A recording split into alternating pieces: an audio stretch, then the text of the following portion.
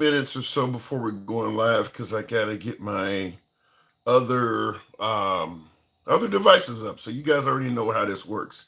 So give me a couple minutes here of getting my YouTube horizontal going, and we'll go ahead and commence the show momentarily. So I think that's how it works. A little bit crooked there on the screen there, but I'll fix that as I get this other one going. So give me a second here. Crazy, not as busy of a day today, which is why this live is titled Open Forum. What does that say? Welcome to live chat. Remember to guard your privacy and what the hell? They put that at the bottom of the screen now? Okay. That's new.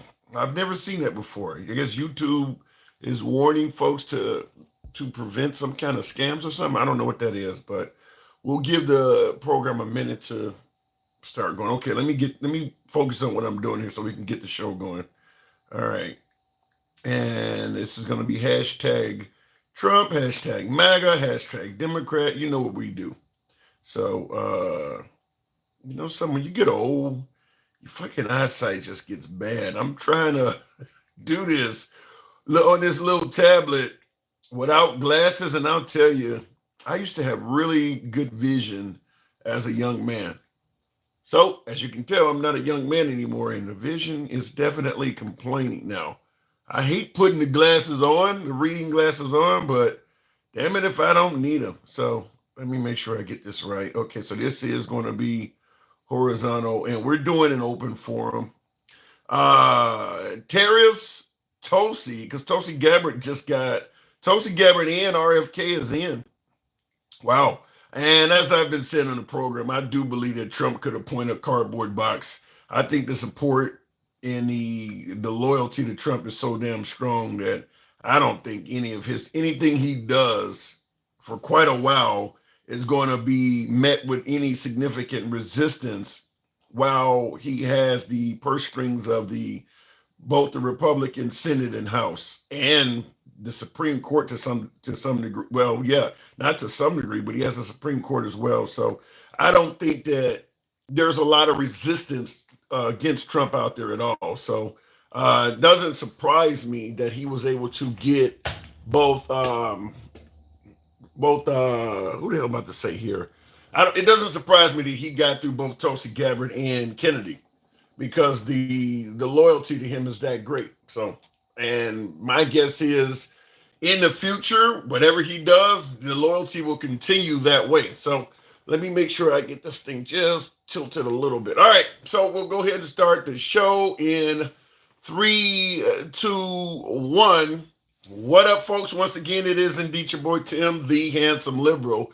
All programs are all platforms are up. So we're on Instagram Live, we're on TikTok, and certainly YouTube horizontal and vertical. If you want to call in, you can actually go on Instagram Live, the handsome liberal. I'll bring you right up to get your point across. Like I said, we don't block, ban, or censor, regardless of how you feel about anybody in the comment section or yours truly, including the host. You can feel free to state your opinion without any concern of being blocked, banned, or censored. That's how we run the program. What I want to ask you folks today is simple. We're going to have an open forum. So if you have political questions, we're going to take them as is. Political questions, a free-for-all of sorts. I got a little machine going in the background that is loud as hell. But we're going to have a political free-for-all here. So you don't have to, there's not going to be a specific topic, but I do want to ask you guys to hear this. This is something that Pete Hegseth just did. And once this machine stops grinding in the background, I want to get your opinion on this because it's controversial, but I think MAGA's going to like this. I know folks on the left are not. It's as simple as that. I know folks on the left are not going to like this, but I'll play the clip for you, and I do want to get your opinion on this.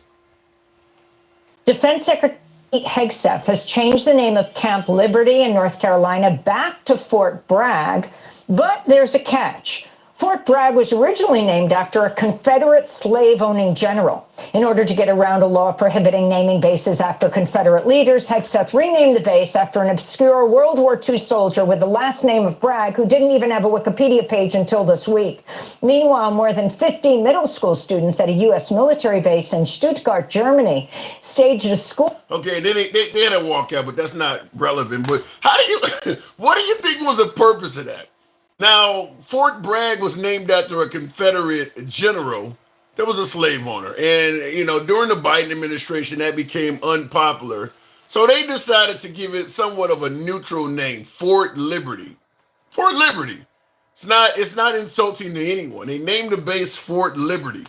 The right, particularly President Trump, at the behest of Pete Hegseth, wanted it to be named back after the Confederate general that it was switched from.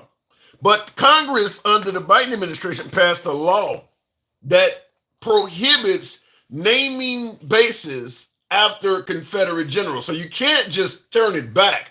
Oddly enough, they foresaw that there may be some folks in America that would want to go back to naming shit after the Confederates.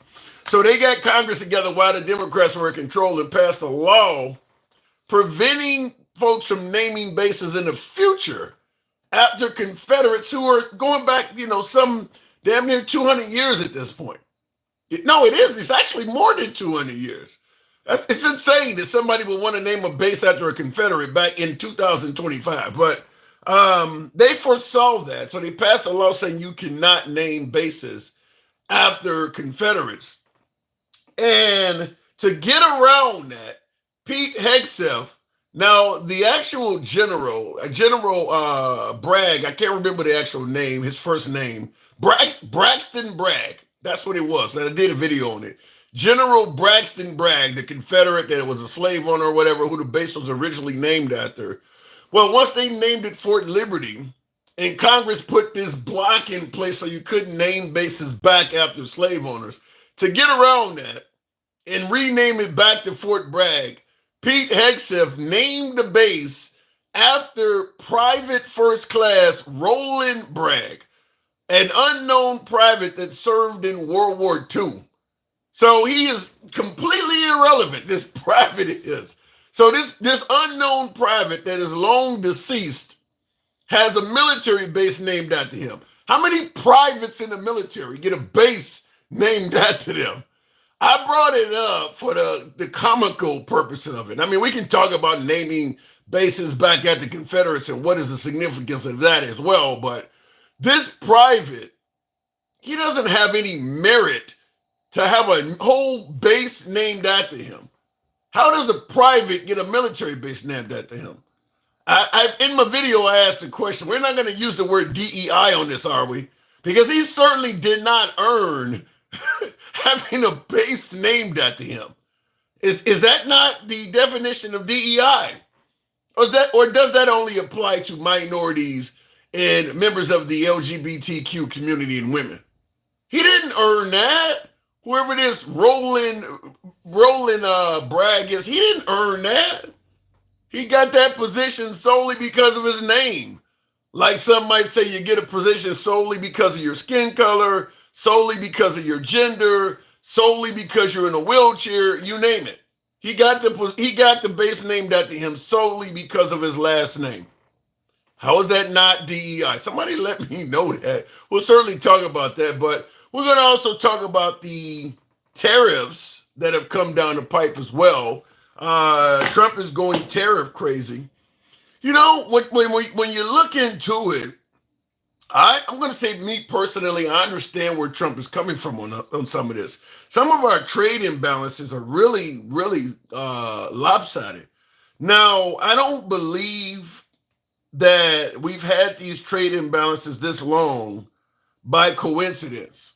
I do believe there are other things we're getting from these countries that maybe Trump doesn't know about, that once we impose these huge tariffs on them, he may actually, as they say, fuck around and find out. Perfect example is we're talking about not giving Egypt any more federal funding, Egypt and Jordan, if they refuse to take in the Palestinians that will be displaced as we take ownership of their home country, Gaza. Once we take over Gaza, Trump doesn't want the Palestinians to be able to go back.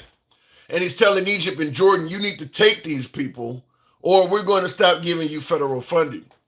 And Egypt immediately stepped up and said, well, the money you're giving us is a condition of the ceasefire we had with Israel back in 1979.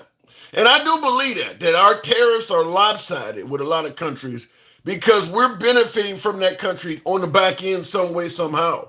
Maybe because you got a military base here. Maybe if you lead the tariffs the way that we have them, we won't say shit about you building a base or constantly sailing through our seas and violating our waterways and our airspace. We won't even say nothing about that because we know we getting over with you on the tariffs. And I don't believe that Trump may be thinking about that when he tries to say, if you charge us 10% in tariffs, we're going to charge you 10% back. Well, some of these companies may say, well, we don't have a military base in your country. So if you're going to charge us the same as we're charging you, then we're going to also charge you for being able to occupy our airspace or do this or do that. A lot of things we may be taking for granted. So we'll see what happens. But I do believe there's more to it. I don't believe all of these presidents have come and gone with this huge imbalance in regards to tariffs, and none of them thought to correct that. They just said, they just left it like that because they were all incompetent. I'm talking the Bushes, I'm talking going back to Reagan, all of them. They were just all incompetent, and Trump came along and a light went off and he decided, I'm going to fix it all. I believe there's something else there. I do believe there's something else there. So we'll certainly find that out. Anyway, today is an open forum. I want to hear from you folks in regards to questions. In the comments, Clock says, no, Obama is the most incompetent. Well, Obama's been gone for almost 10 years now. I don't know what relevance that has anymore. Obama's long gone. He's not president anymore. You ever heard of Trump derangement syndrome? You can have it on Obama too. He's been gone for 10 years. Jeez, let me go back in the box. Almost 10 years. It's DJ Julio. Good evening. Welcome to the program. Renaming bases back after Confederate soldiers. DJ, good evening. How are you? Oh, man, I'm just hanging around like Jesse Jackson at a Klan meeting. You know what I say. So renaming a base back after a Confederate soldier. How does that work? I think what they do is they log in and they change the name and they hit enter and that's the new name.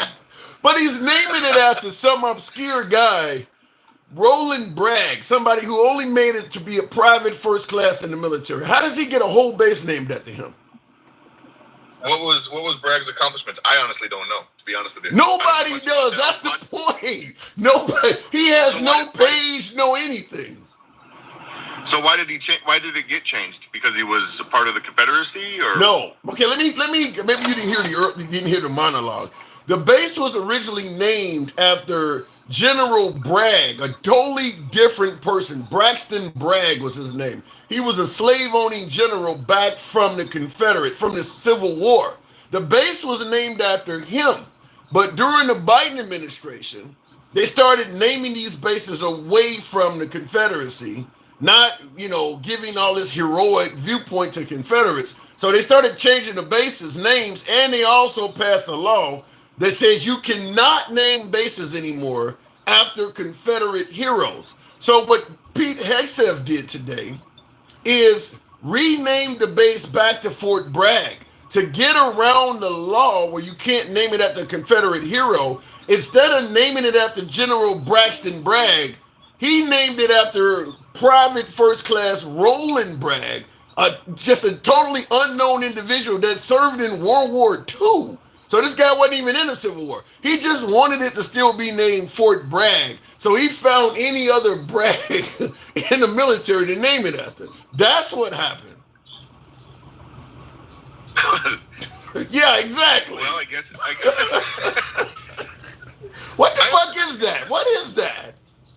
Here's what I understand. I mean, I understand that they're going in and they're taking all of this wokeness and pushing it back to the way that it was. Okay, wait a minute. Wait, hold on. Hold up. Before you do that, I'm going to drop you. I got to bring you back up. People were saying they can't hear us. So I'm going to drop you and you request to get back up. I want to see if it corrects the sound issue because they're saying they have no sound. So I'm gonna drop you and see if the sound comes up. On YouTube and Instagram, you're not gonna see a difference. I know all of you folks can hear me. Okay, can you hear me now on TikTok? Okay, so all of you folks can hear me. Okay, well I see driver is saying no sound, but everybody else can hear me. Okay, we'll try it again. I don't know what happened there. Traitors aren't to be honored. Yeah, Ryan, that's what some would say, but apparently Trump likes to. And we're gonna talk about whether it's erasing history or not too. Okay, let's go back to DJ Julio. All right, I'd like to hear your opinion on this. Now, naming it after someone who is unknown, has no significant rank in the military. I don't know of anything he did special because he never even made the history books. What were you saying, Julio? I was just saying, they're I think trying to unwind all this wokeness. We don't want to hear Julio. Can you guys hear us now? Because when I was off, I couldn't hear you either. Okay. I see in the comments, Troy says can't hear anything. Let me know. Let me know if you guys can hear me or not. Okay. Minty Wiper saying yes, left and came back. Yeah. Okay, they can hear me. Okay, so they can hear. All right. Now go ahead. I'm just saying they're getting rid of the wokeness. If it was Bragg, Fort Bragg before, it's Fort Bragg again. We're trying to get away from all of that shit, and we really want to stand by. This is a country. It needs to be ran like a business, and feelings has no place in here right now. Empathy, and sympathies, they'll be there, but we're not going to focus on your fucking feelings because we don't care that much. Here's what I don't get though, and I see the comments victoriously says, "Shush your fucking mouth. You're not the president. Go away." I don't know what he said, but but when you name it now, because people say we need to get over slavery and get over the evils of the past. Do you not see where this might bring that back up?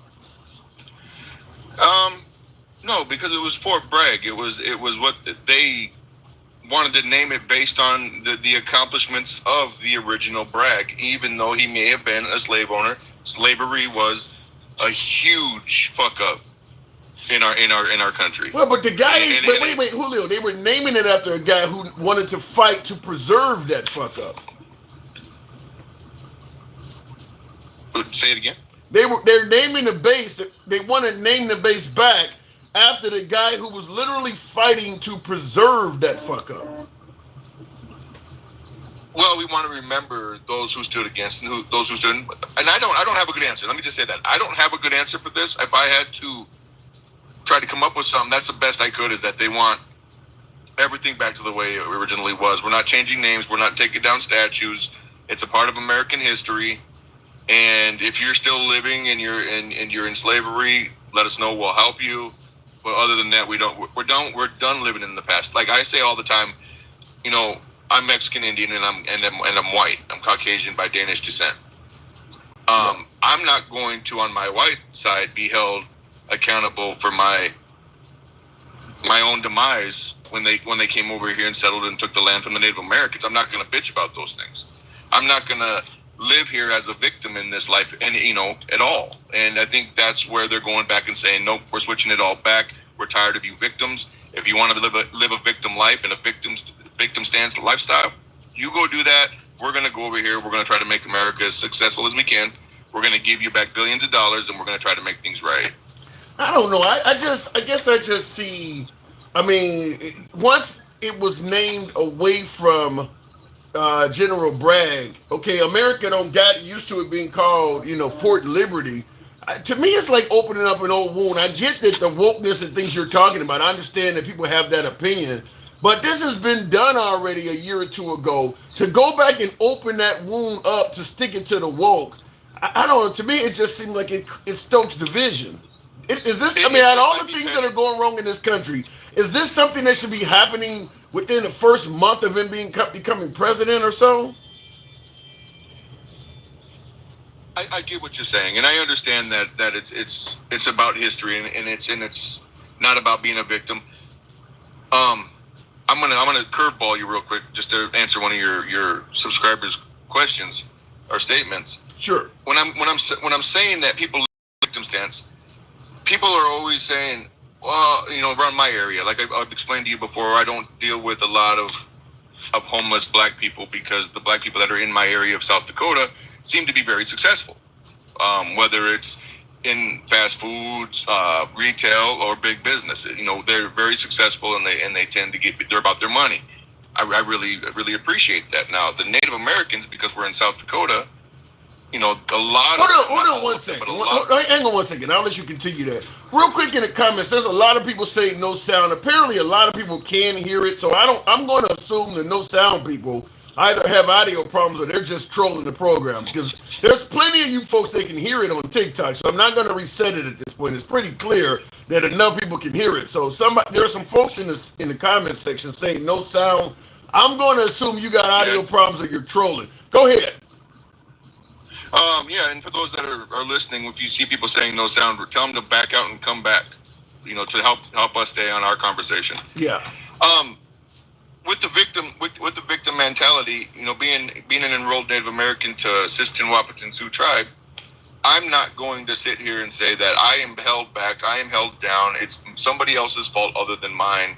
My ancestors got their homes raided, their women and children killed, pushed off onto reservations. I'm not going to stand and be like, those sins of the past affect me today, because we all have an equal stance. If you're out there and you're busting your ass, you have a chance. Doesn't matter what color, race, or where you come from. If you bust your ass, you have a chance. If you don't bust your ass, you're going to collect Social Security, you're going to get on WIC, you're going to get on food stamps, you're going to get on all the social and economic assistance that the Democrats wanted you on, and that's fine. You live there, we're going to live here. Well, I will say this in regards to while I do agree, if you're a person of color and you're seeking the American dream, for the most part you can achieve that. I don't think the real ceiling starts to hit until you get in the upper echelons. Like all of a sudden, you know, Nikki Haley or how they treated Kamala Harris, suddenly their race became a major issue. But climbing up there, they didn't have a problem. So I don't believe at the lower levels, you know, there's this major wall preventing you from achieving American dream. However, I will say this: when you start naming bases after Confederate soldiers and things like that, I would say at least tell the truth on what happened. This guy is, you know, he's fighting for the oppression and ownership of humans. It ain't pride and heritage. It ain't pride and heritage that he's fighting over. He was fighting to own human beings. And as long as you tell the truth, I'm okay with the anti-woke stance on this particular subject. But when you're lying about history, I don't see how that's any better than being woke. Yeah, and I agree. I'll be honest, I didn't watch any of the Pete Hegseth stuff yet today. I saw you clicked up and it said that you were on, and I was like, well, I'm going to go because I want to hear this guy. Yeah. And see what he's talking about today. So I honestly, I'm not too, you know, versed on the Fort Bragg thing, but that would have to be my explanation of the Fort Bragg situation. I don't see it. Now, I do want to make a comment. One of your guys says 12%, South Dakota has 12% of its population black. But you realize that the national population number is like 13. Wait, repeat that. Say that again. The guy was saying that that South Dakota has only 12% black population. Isn't the national population for blacks only like 13%? Something like that. Is there really 12% in South Dakota? That's surprising. I didn't think it was that high. Well, yeah, we got the Air Force bases and we got the military bases that, you know, and I'm not saying that's the only reason, but that brings a lot of Southern folk and a lot of diversity to our area. Yeah, the thing about it is, even though blacks represent, you know, anywhere between 12 and 16% of the population, a lot of them are congregated in certain areas. You got to think how this country was founded. This is why when people say, well, what happened in the past, I think you just said it. It has no bearing on you today. Actually, it does. Actually, it does. We were herded into certain cities. I mean, into certain areas, rather. And that stuff passes down throughout the generations. Even though you have the right to move now, people, you know, old habits die hard. Most Americans don't live no more than 50 to 60 miles or whatever they said it is from where they were born. Yeah. Most Americans don't move. So when you herd populations into certain areas, just like the Native Americans, they can move now, but you herded all of them in a certain area. So that has a trickle-down effect. That's why with African Americans, they're mostly in big cities, because that's a trickle-down of what happened in the past. No, it's very, very similar. I mean, you guys, experienced something not necessarily similar, but on the same path as the Native Americans did. You guys got put in your essentially reservations. Your low economy parts of California, Chicago, New York, the boroughs, Florida. And that has a bearing on and that is still a bearing on what's happening today. So this is what I'm saying. When people keep saying that what happened in the past has no bearing on today, that's not true. To an extent, I have a different view on that. When I look around my city, I'm in the middle of my city right now, and if I look around, there is jobs that would accept every race or nationality, gender. I mean, only 2 genders, so they only got 50% of that market. But we have opportunity. I'm not arguing with that. I'm not arguing with that. We as a human race need to start this in our homes. We need to start this in our classes. We need to start this in our social groups. You hear somebody bitching about 100 years ago, tell them to shut the fuck up. Well, it ain't about. Wait, hold on.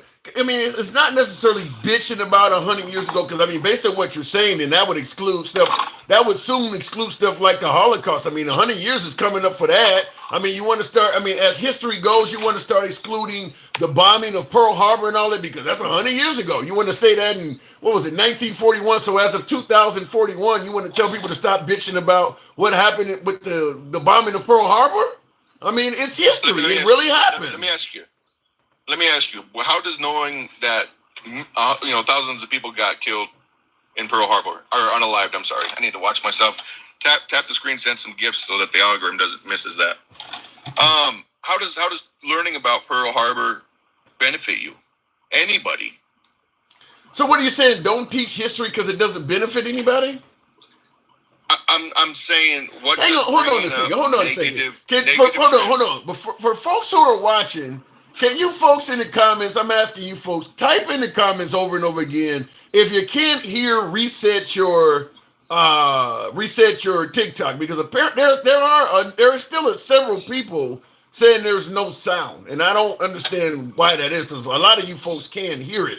I don't know why so many people are coming in and complaining about the sound. So I've already reset mine, so I don't know why they still can't hear it. I don't know what's going on. So all right, go ahead, Julio.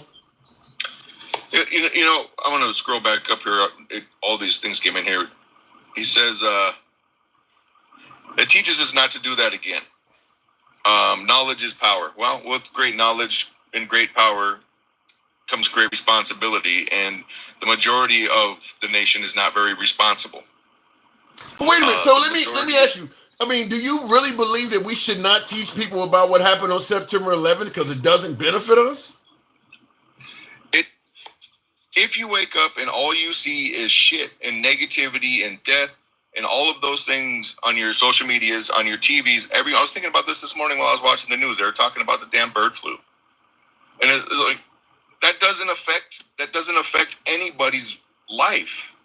I mean, I understand that eggs come from some of these birds, but we don't need to be consumed. We're consumed by so much negativity. So what you're saying is that at Trump rallies, he should never have been talking about the LGBTQ and transgender because it doesn't affect nobody's life.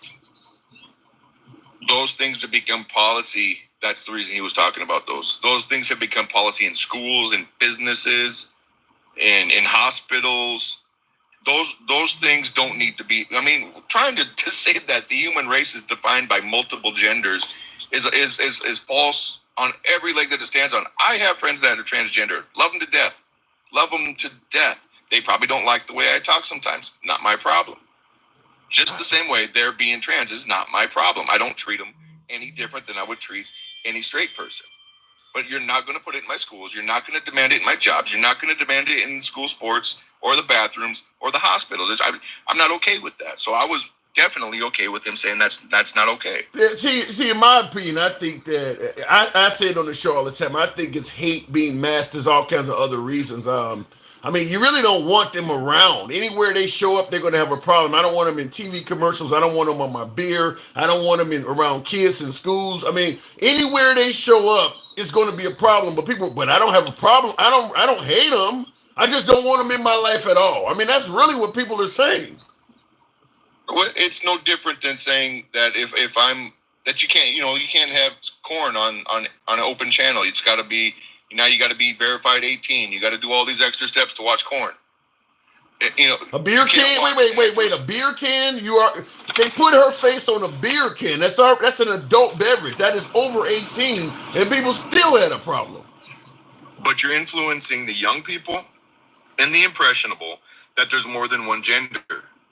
So in other words, I don't want them around. No. Be here. Do what you want to do, but you don't get to promote a false narrative to my children, to the impressionable. You don't get to force that on me. You don't get to appear. You really believe that putting a transgender thing. You believe that putting a transgender person on a beer can is forcing that on you? I believe so. Then what can they possibly do that you don't consider it being forced on you? I mean, like I said, anywhere they appear in society, you're going to say they forcing it on me. They can live their life just peacefully outside of mainstream media. We're not going to promote something that is not biologically true. So they can live their life outside of mainstream media, so they can't be on TV at all. That's what I would say. Can they be in a park where kids are at? Absolutely. Can they be in a school teaching kids? As long as they're not teaching fallacies, yes. Okay, but you don't want them on TV. I don't get that. I mean, if a transgender person is on TV and they're not talking about, look, I was born a man, they just look like a female and they're on TV. How is that harming anybody? So go back to what I said, and I said if they're promoting those things, we do not want them on TV. How are they promoting it? That's exactly what I'm saying. I'm speaking to you. You saying if they're on there and they're not promoting, can they be on there? I'm saying if they're not promoting it, I don't care what you look like when you give me my news. It's going to be scary anyway. It's going to be sad anyway. I don't care who gives me my sad information. Just don't say, hi, my name is Ted. I now go by Tanya. I just don't want that okayed because, one, there's only two genders. We know this. We watched a little movie a long, long time ago when we were kids. Boys have a penis, girls have a vagina. Yeah.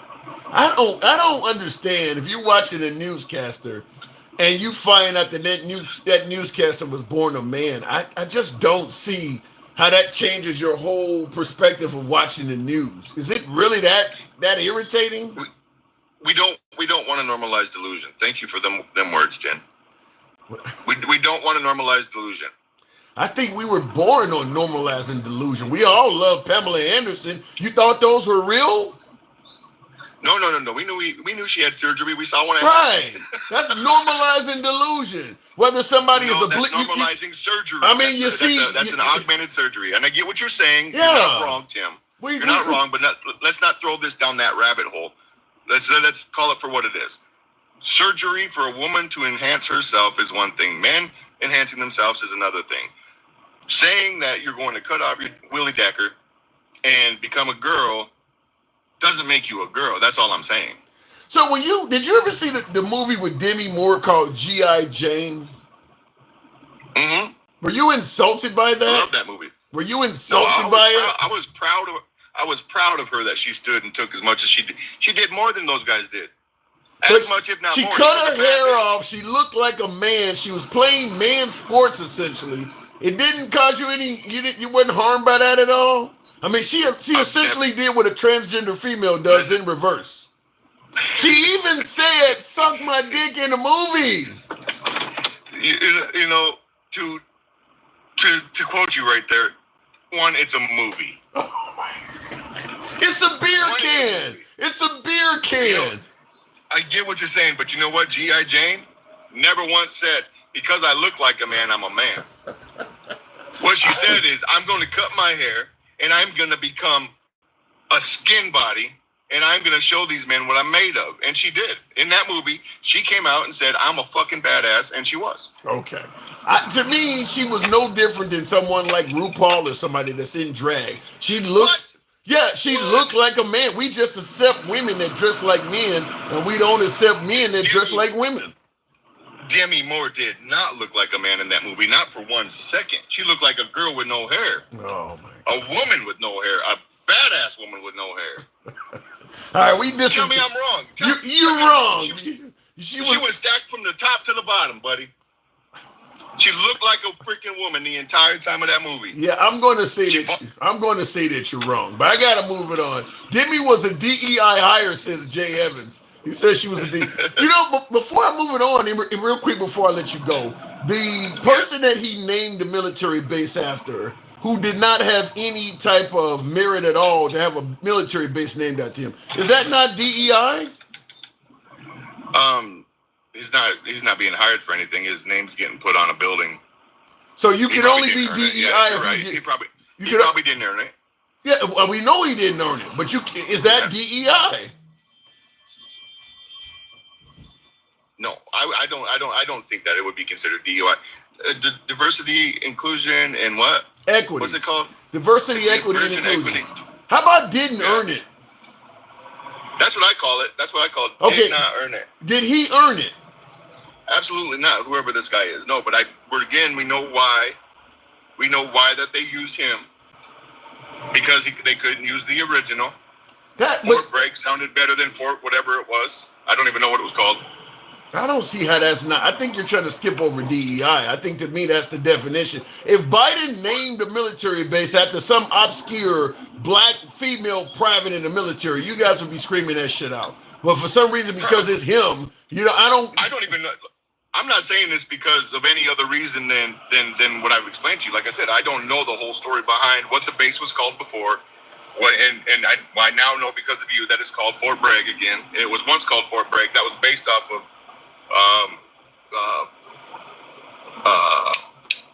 a soldier. It was a Confederate soldier. Yeah, Braxton Bragg was a general. Now it's named after a private. So they couldn't do it because of the whole thing. That's how DEI works. That's a DEI. That's a DEI nameplate. Yeah. Okay. That nameplate doesn't belong there. We got somewhere. The last name probably does. Thank you. I gotta go, but thank you. We agreed finally.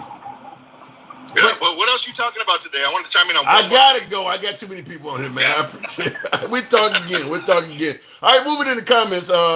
We don't want that culture around kids.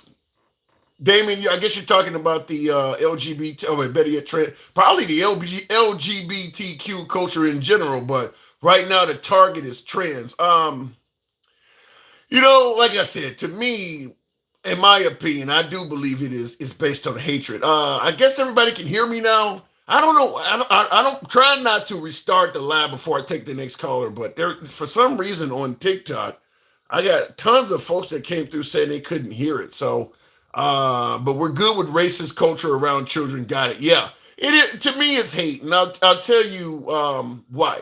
Anytime hatred rears its ugly head, people don't admit hate. Think about it. America, as long as we were a country based on hate, you'd be hard-pressed to find many politicians that openly admit it. I hate someone simply because of the way God created them. We don't admit hate.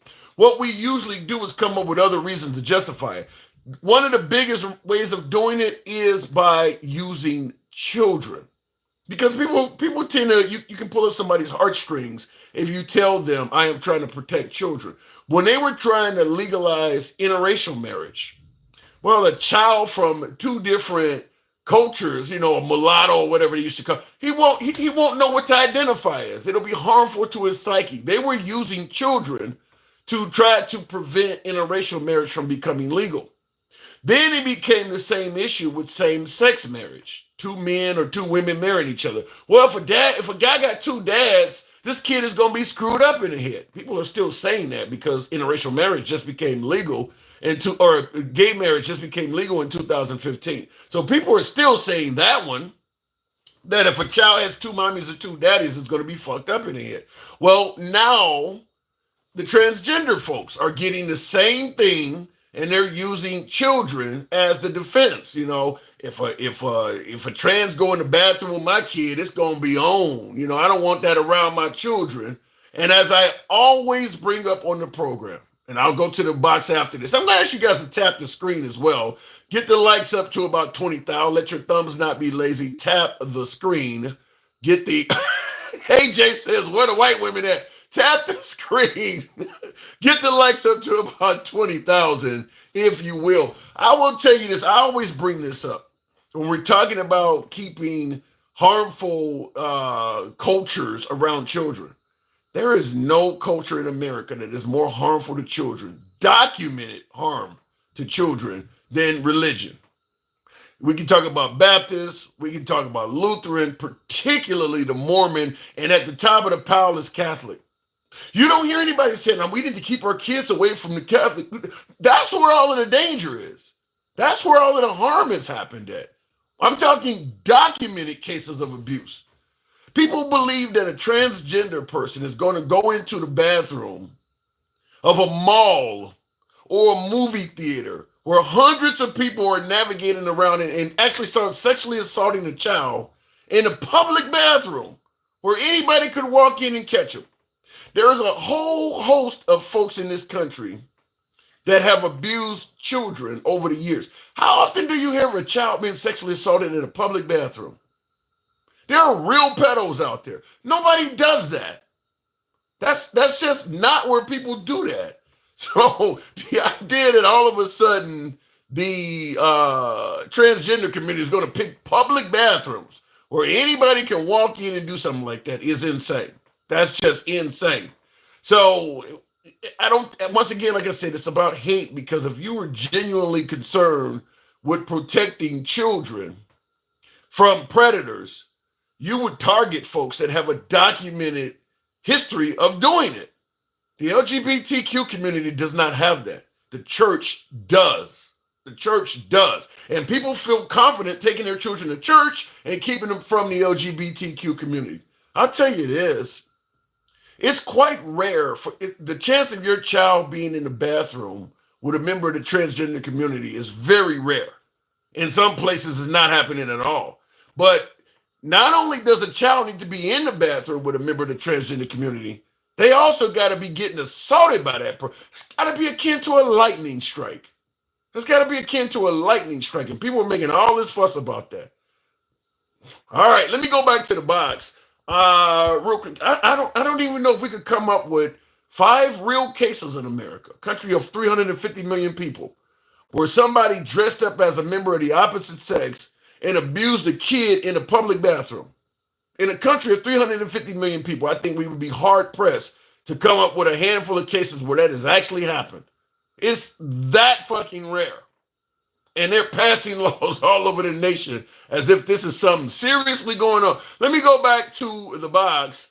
And thank you folks that are tapping the screen. Miss Mo Better. Good evening. Welcome to the program. I cannot listen to this nonsense, says Isaiah. Isaiah, if you ever come on Instagram, I'll bring you up live and you can let me know what nonsense I'm hearing, and I'll give you plenty of time to correct me. Feel free to criticize where you think criticism is due. Ms. Mobetta, good evening. Hey, Tim. Hey, good evening. Go ahead. You already know what Julio get on, but you know what? You were just making a valid point. Because you had all of these priests and everybody essaying and violating little boys and stuff, and they didn't denounce them. No, and they still don't denounce them. And I mean, and they still don't. Yeah, and they got a very extensive documented history going back at least a century of actually doing it. There's no major issue with trans and kids. They're just making it up as a reason to justify the hate. Right. And they playing in women's sports and stuff like that. You might have 1 or 2 cases, and then you're talking about that, and that's at the school level. You got to go to your school boards and stuff with that. Yeah. That's not the president. What about the notion that if you're trans, you're mentally ill? Allegedly. Yeah. I mean, you know what? A lot of people won't even sit down and get to even speak to them and find out if there is a problem. You know, So, it's something it is something we're not familiar with. I mean, I'm not going to say there's not a possibility of mental illness, but I will say this. You notice that when Caitlyn Jenner started endorsing Trump, they didn't have no problem with that one. Right. Yeah. And that's an ugly one, too. That bitch ugly as fuck. So, my thing is stop being selective by what you feel is right and you feel it isn't. That's what makes me pissed off with half of these MAGAs.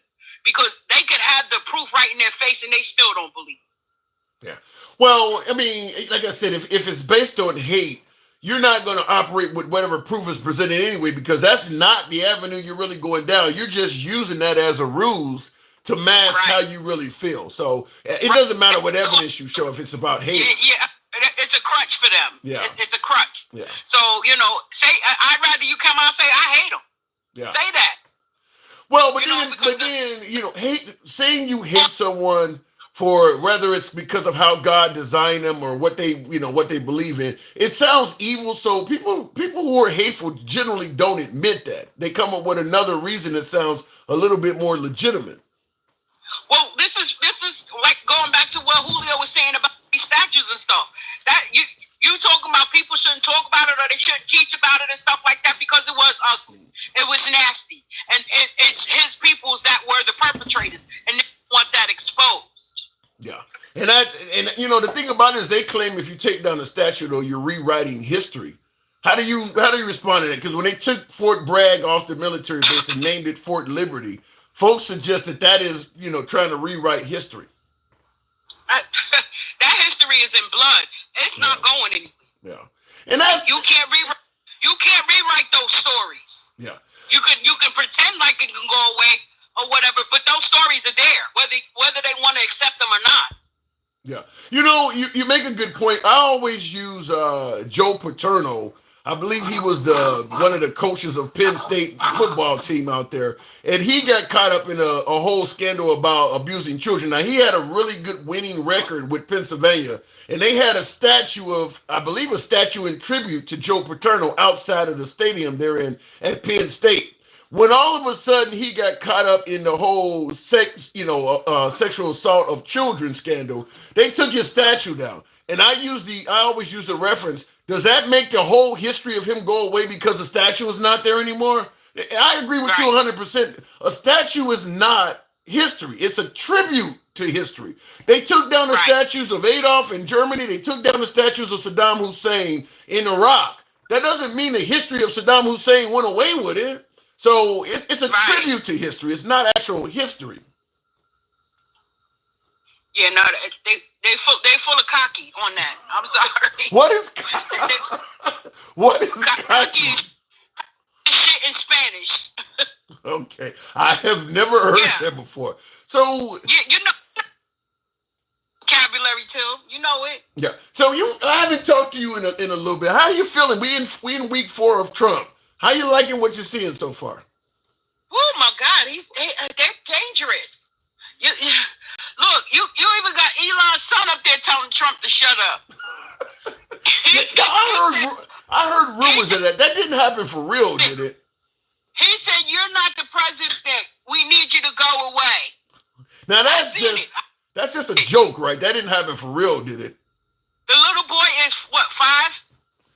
I don't know how old he is, but did that really happen? Yes, it happened. And he said, "I need you to shut your mouth." No. Yeah, he did. While he's standing up there putting boogers all over the desk. Are you trying to shame Elon's son?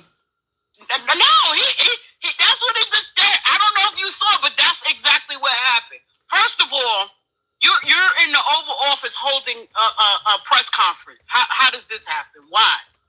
Number one, if you're not the president. But what's wrong with that? I mean, some would say that they like Trump because at least he does talk to the people. Biden never did that. Is that really that bad? If you're lying to me, I'd rather you not say a damn thing to me. You can keep your lies. He's been fact-checked at just 31 found to be lying 31 times just yesterday. Like, come on. You have to stop. We have to stop sugarcoating this shit. It's a mess. It's a mess. You don't know who's who holds what office. Elon is the president. I don't care what MAGA says. He's the president, and he bought our country. Trump sold our country to his ass. Well, you do realize Trump's poll numbers are higher now than they were at any point in his first term. Why? If he's as bad as you're saying, you do realize a whole lot of Americans like this guy, more so than ever. You know, because those are the puppets. They buy into the illusion that he sells them. Oh, I'm going to lower grocery prices. Eggs are going to be a lot cheaper. Everything has went up too, right along with those poll numbers. Everything has went up. People's rents are going up. The groceries are definitely going up, and they're not coming down. How do you respond to folks who might suggest he's only been in office a month? You got to get a man time. That mofo's been around since he was president. He ain't never go nowhere. Yeah, but he didn't have any control. It was Biden in charge. Of course, he had to wait till he got in, and everything, all of that revenge, everything he had planned in his head, he let that shit loose on his first day. How many executive orders did he sign? It ain't How many people are losing their jobs right now because of him?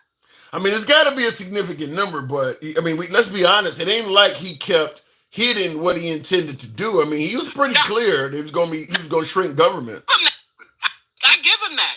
Just because he was blunt about it doesn't make it good.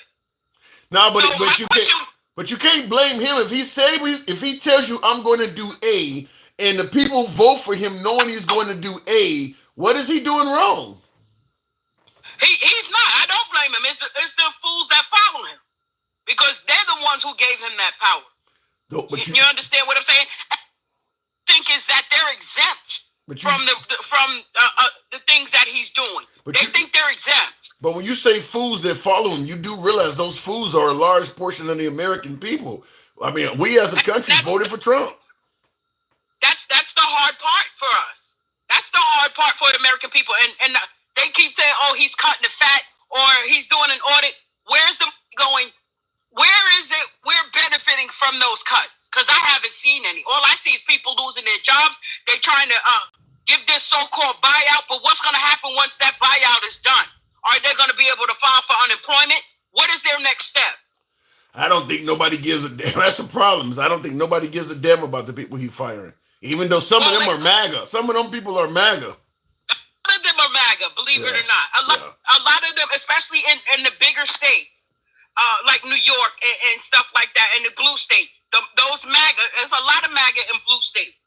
You know, they're the ones who are going to suffer. But guess what? They still going to be trying to blame it on Obama. Like they were saying in your chat earlier. If you a janitor that works at the Board of Education somewhere and you get fired because they closed down the Board of Education or the Department of Education, how can you blame Obama for that? They do. You're right, though. You are right. I'm laughing because you are right. I had a guy on the program. I had somebody on the program not long ago talking about Obama. I'm like, the guy's been gone almost 10 years now. Like, you had Obama syndrome? And they didn't see the mess Obama had to dig us out from Bush. Do they not know how the presidency works? That you're handed things. You're handed things, and you have the option to maintain them or cancel them or do whatever you're going to do. So that's how Trump, when he got in office, he was maintaining for the first year and a half. But then when it's time for him to be the actual president, he didn't know what to do. So he dropped the ball. He dropped the ball because he was so busy trying to dismantle everything Obama did till he didn't know that he was cutting almost 1 million lives out of it. But so he's been in office 4 weeks. He's already brought home, I mentioned this yesterday on the show, Mark Fogel, who was a prisoner in Russia. He brought that guy home. He had another American released that was in Belarus. I mean, he's securing the border. He's gotten Putin and Zelensky to talk. He is accomplishing some good things, is he not? With Putin and Zelensky, that shit been happening, Tim. You just ain't seeing that shit been happening. Don't you kid yourself. What do you mean? Do you think they're gonna always show us their hand? No, but do you not in Putin's bed? Yeah, but you don't give him credit at all that he's got both Putin and Zelensky apparently talking about ending the war? No, he's a vile man. He has hidden motives that all he cares about is himself. And this is what he displays. So if anybody, whether he wants to see how I see. Yeah. You kind of break it up. I may have to move it on. It sounds like your signal's going in and out there. Okay. Yeah, it is. My bars are popping up, so it's All But right. my last point, then I'm gonna move it on. For the people that bought into the illusion that Trump is gonna put money back into your American pockets, if you're not in that billionaire percentage, you won't see a damn thing but decreases. No. You're Before gonna see the real decreases quick, in jobs. hopefully, wait, you always know you bring out the most interesting respondents. I had to interrupt you before you drop. I'm gonna give you the floor on this one. You know how it go. Confetti in the comments says this is why no black woman would ever lead me. He's hearing you speak and says this is why no black woman would ever lead me. What say you? What is he? Whoever, what's the name? Confetti. Tell Confetti to shut his gay ass up. And a black woman don't want to lead your ass. Go somewhere. Tell him how about go somewhere and get hooked on phonics. Don't be threatened. Don't be mad because I'm a threat to you. Now, tell him he got a couple options. He could sit and spin or scratch and sniff. Ooh. Hi, Miss Mo Better. Always a pleasure. Good to have you back on. Thanks for coming through. Absolutely. I'll talk to you soon. Very pleasant. All right, moving on with the show. By the way, tap the screen. Get the likes up to about 20,000, if you will. Let your thumbs not be lazy. We are in full swing now. This is kind of an open forum. I get the tariffs of happening under Trump. I'm not, something. Like I always say, everything about Trump is not bad. This is not a bash Trump or celebrate Trump program. We can be critical and we can be complimentary. Same thing with Biden was the same way. So that's why I get trashed by both Democrats and conservatives alike because, I believe in giving credit where credit is due. What I've heard so far on the tariffs, they don't sound bad. The way Trump is handling the tariffs, in my humble opinion, right now they don't sound bad. But like I said earlier in the program, I do believe there's more to the story. I don't believe that our tariff imbalance is so screwed up and that Trump is catching it and it's something that none of the other presidents caught. We'll have to see what happens, but from what I'm seeing right now, I'm understanding what Trump is doing. So I consider it so far positive for Trump. Just like yesterday, I was celebrating him bringing home Mark Fogel from Russia. I thought that was a good thing. I was a fan when he kept TikTok around for a while. So everything about him isn't bad. But that doesn't mean everything about him is good either. So we talk about it all on the show. I will look in the comments. Don't be just another brick in the wall. Says Dems had no water in the fire hydrants. I believe that was dispelled. Also, too, I guess you're talking about California. You're talking about tornado force winds and a whole lot of tinder after weeks without rain. You're not going to stop that by what was in the fire hydrants. I think they've kind of debunked that whole thing. You were not going to stop it by that. Looking in the comments, though, Musk kid said it best. You're not the president. I need to hear that. Before I go to my next caller, I did queue up a video. Did Elon Musk child really tell Trump that he was not the president? Because I didn't hear that, and I'm dying to hear it. So I'm going to try to see what I got that I can bring up, because I haven't heard that. What is this here? Let me see if I hear anything from it. This is... He's telling them some, but they don't play the audio from it. So I'm not gonna, right now I'm going to say it's not confirmed. This video doesn't seem to be doing that either. It's giving me wording. Yeah, I can't hear shit. At a high level, say, well, what are the two ingredients that are really necessary in order to cut the budget deficit in half from 2 trillion to 1 trillion? And it's really two things: competence and caring. And if you add competence and caring, that kid is roaming all around the office though. And I fully expect these groups. Okay. I'm not hearing the kids say shit. Somebody got a clip of that. Imagine they're going down the grocery aisle and the prices from one year to the next are the same. He did tell them to shut up. And their mortgage, all their debt payments dropped. It looked like he did whisper to him, shut up. Wow, that's terrible.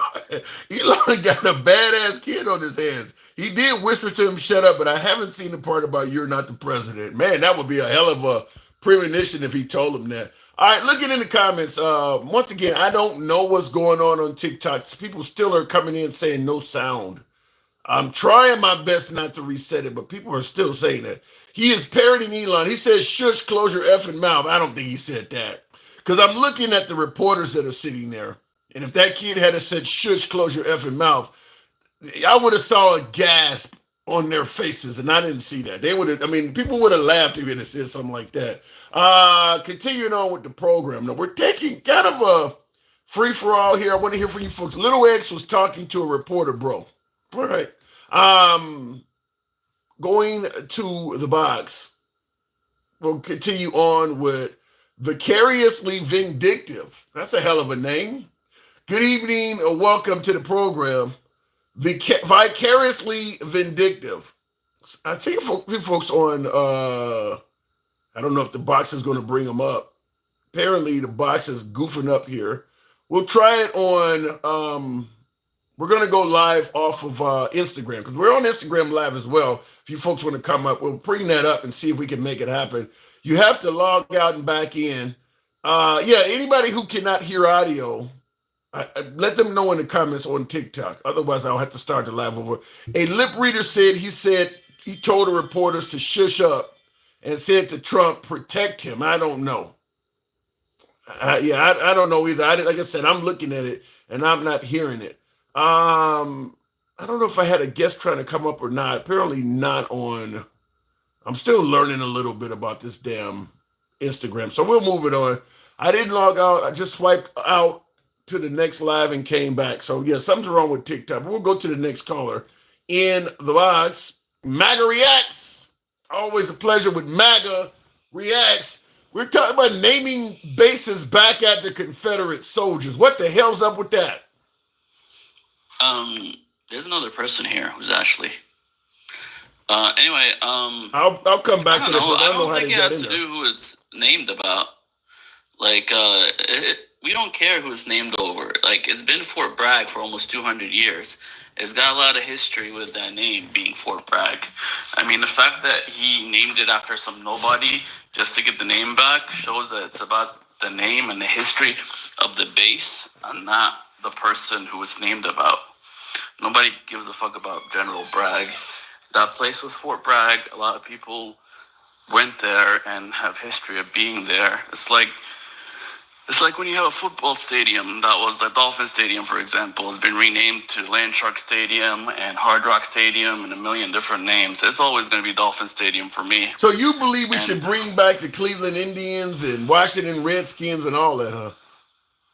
Yeah. Those are like actively offensive to modern day Indians, but other than that, yeah, I found that Ain't Jemima sounds good to you? Definitely bring that one back.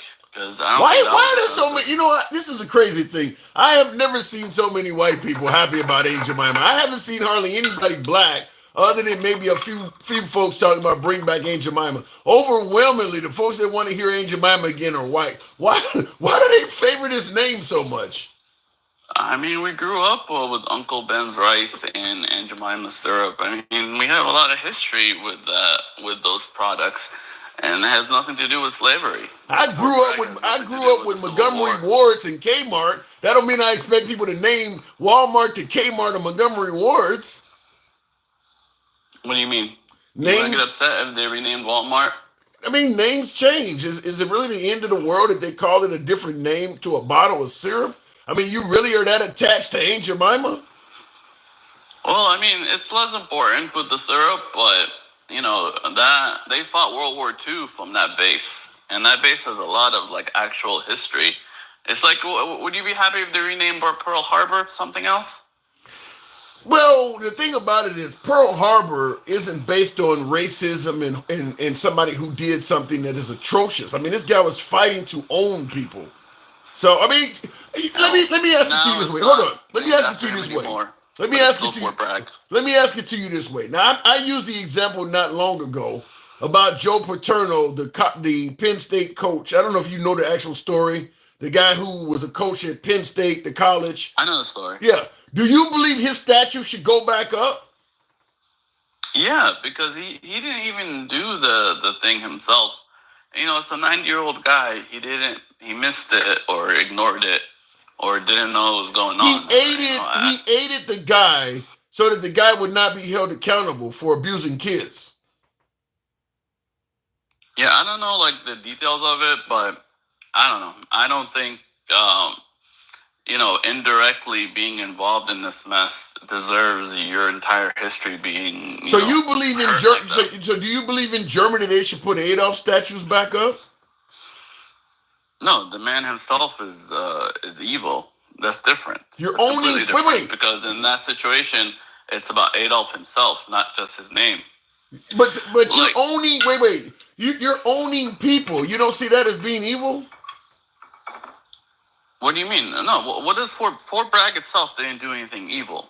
No, the man. It was a historical base where we, prepared D-Day and it's got, prepared the Gulf War. It has a long history of being Fort Bragg.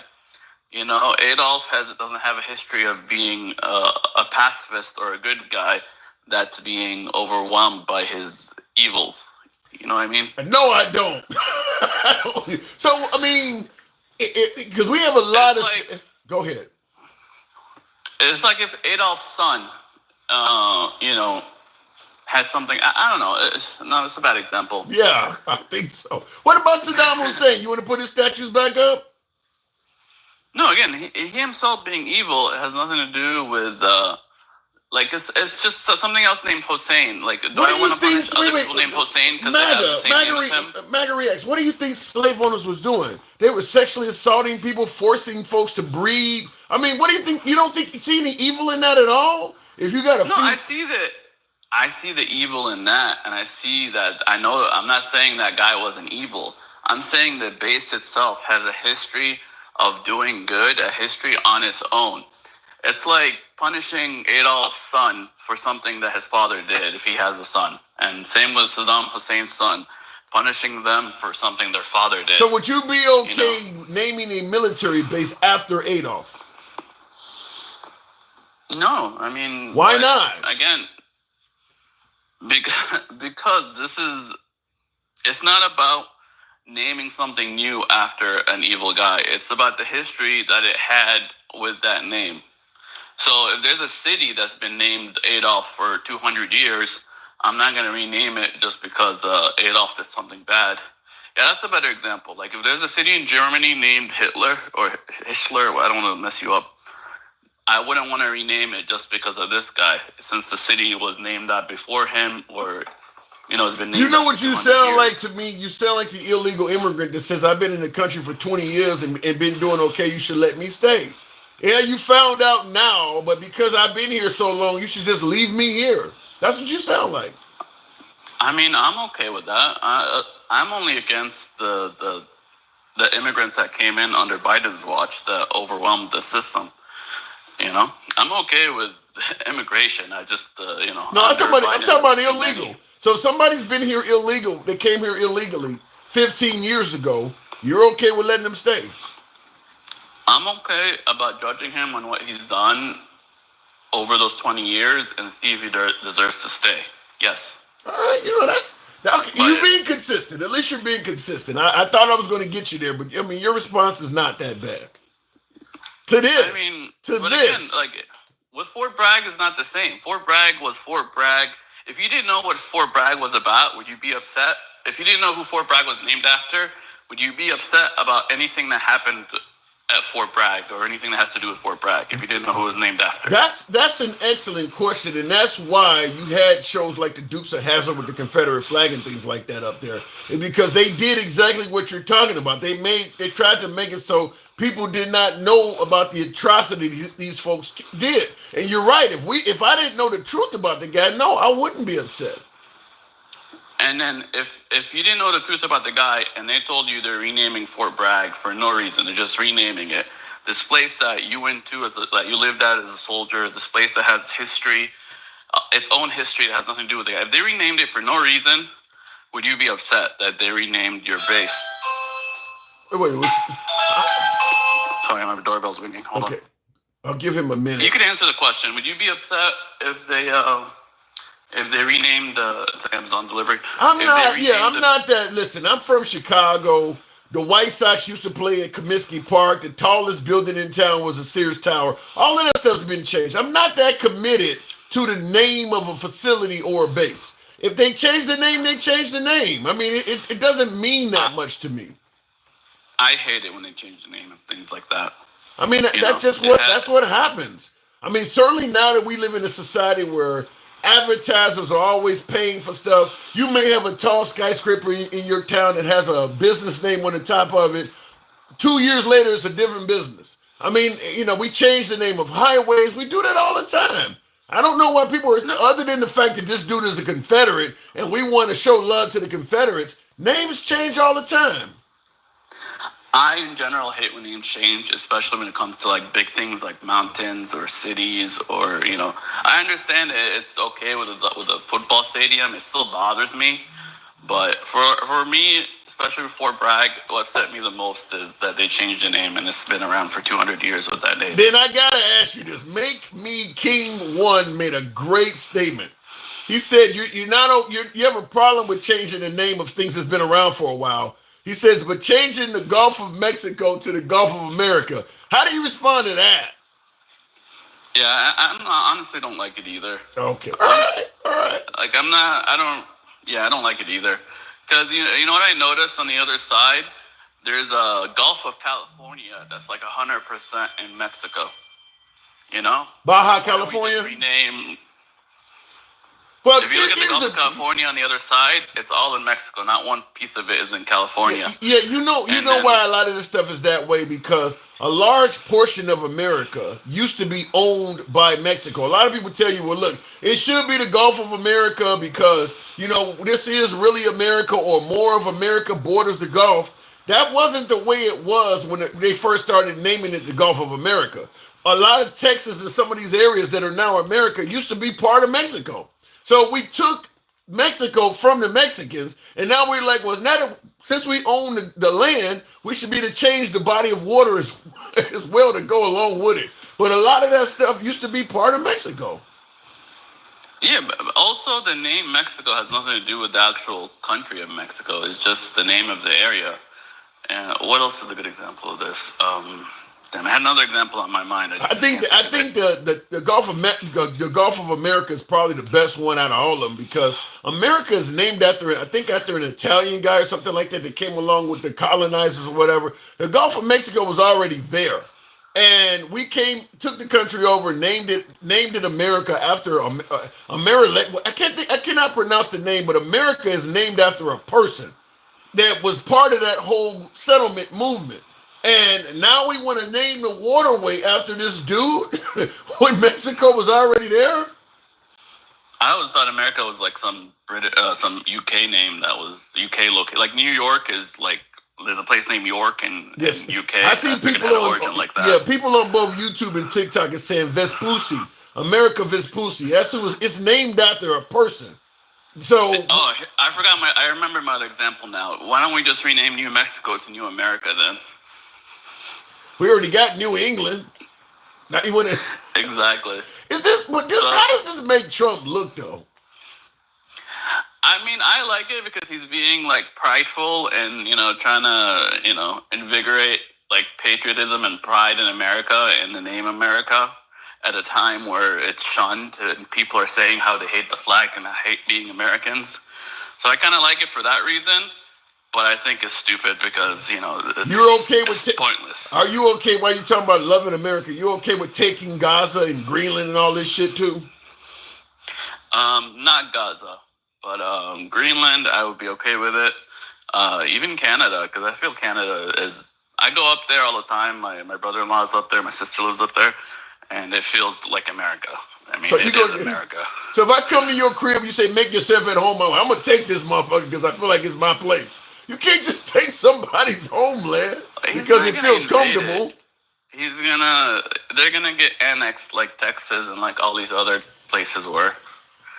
You know, I mean, they technically belong to the UK. They got the UK king on their money and before the UK queen on their money. What happened to the guy I was just talking about that said if things have been the same way for hundreds of years, we shouldn't change it? What happened to him? He gone? We're not changing the name of Canada. We're just changing. Yeah, you are. You're making it not even a country anymore. You're about to annex it, as you say, and reduce it from a country to a state. They're still going to be Canadians. They're also going to just be Americans, and technically they are American because they're in the continent of America. And so you're okay with that as well? Because they're Americans. Like anybody in North America or South America is technically American.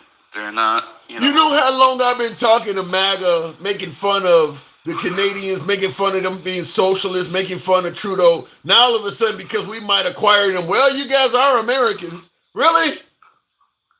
Not that kind of American, you know what I mean? Like they're from the continent of America. Yeah. But yeah, I think they're basically brothers of ours anyway. I live in South Florida, where the Canadians live here half the year. Like we literally have a lot of. What the fuck does that got to do with taking somebody's crib? Plates. What the hell does that got to do with taking somebody's crib? Just because they come here and live here half the year? They all own second homes here in Florida. They own probably a big part of Florida is all Canadians that come down for the winter. That ain't got nothing to do with taking their homeland. We're not taking it. They're joining us. It's a difference. We're not invading it. They're joining our team. Do they have a choice in the matter? Eventually, we're going to be like one big planet. Like once we're going to be just the United countries of Earth one of these days, or with the Earth president one of these days. Am I hearing one world order, Mr. Deep Stater? I mean, hopefully we could go into space one day and we see each other as all Earthlings, and What the fuck are you and then smoking? we can fight actual aliens. What are you smoking? You sound like you're hanging around. I'm a big Star Trek fan. What? I'm a big Star Trek fan. I gotta go. You sound like the Deep State. I guess. All right, MAGA Reacts. I think that's all I have to talk about. Thank you, man. Appreciate it. That didn't sound like the MAGA I'm used to talking to. You started sounding like a George Soros fan. Looking in the comments, yes, it's coming sooner than later. Anthony Hawkins. That's frightening. I'm talking about your girlfriend. Alter ego. Wow. Yikes. Alter ego. Good to see you in the comments, by the way. Tap the screen, folks. Get the likes up to about 25,000. Certainly you can make that happen if you smash that like button on TikTok and YouTube, by the way. On YouTube, smash that like button as well. We don't block, ban, or censor. Get this out real quick, my spiel. We have to get this out. We don't block, ban, or censor. You can be critical of anybody in the comment section, up to and including your host. Yeah! Appreciate the hat and mustache, alter ego. Thank you. We don't. Whoa! My goodness. I haven't seen a galaxy. Man.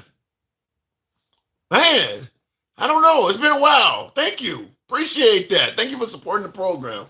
That made my day. Thank you. But we go left to Bernie Sanders from having dinner with Q. We don't block anybody on this program. Understand that it is an uncensored program. If the censors of the platform let you speak, so do we. But that doesn't mean you go yelling out N-words and, there's a few words that are out there. Not that I would give a damn, but the platform will stop that. I hope Trump goes to space. I hope Trump and Elon Musk go to space and never returns. Damn. New York, and what do you want it to be? What is the movie where somebody went to space and never returned? I know George Clooney had a movie with I can't think of the woman's name now. But he went to space and was lost out there. Of course, there's the Armageddons and Deep Impact. Wow. Looking in the comments, I'm still getting folks that are talking about the sound. I don't know other than to skip to a different live and come back because people are still saying they can't hear the program. What about the Gulf of Mexico, says Miss Portia on Instagram? Apparently, in other countries, it's still called the Gulf of Mexico. But to appease Trump, it's called the Gulf of America. if you go on, let's say you go on Google Maps or whatever, and you look up, how to get from, I put Chicago to Biloxi, Mississippi, just to see once that, it shows you the route, and I wanted to see what they call the Gulf of Mexico, and they do call it the Gulf of America. But like I said, the Mexicans ain't calling it that shit. So to me, it just seemed like I'm the shit, I'm the man, an arrogant move that President Trump made. And at this point, I kind of understand why he's doing it. I mean, he does come across as unstoppable. I've been saying for days he could appoint a cardboard box, and the Senate and House would approve it. I mean, no matter what he wants to do, they're gonna let him do it. Which is why I strongly believe that if he wants a third term, it's his for the taking. Congress and the Senate would approve that. If it's a Republican Congress, a Republican Senate, my money is on they would approve it. It's not a guaranteed thing, but if I'm a betting man, I'm going to bet on the side that they would vote for it as opposed to against it. Just like the Supreme Court. They have won against Trump on a few issues. But if I'm a betting man, I'm going to bet that there's more of a chance that it will go on his favor. They will rule in his favor than against him. And that's with birthright citizenship. I think they just ruled today that he can continue freezing federal funding. I mean, he's going to win in the courts. I do believe that. So if he wants a third term, it's his for the taking. Real quick in the comments. I'm not tired of winning, says Donnie Newman. Trump could not have said that better. He stated that if you elect me, you're going to get tired of winning. That is probably closer to fruition now than ever before. I do believe that.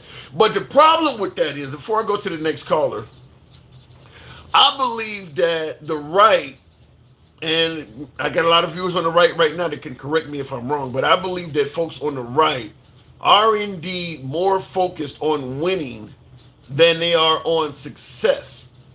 Success is getting the interest rates down. Success is bringing down the price of groceries, the price of eggs that everybody had a major problem with. That is success.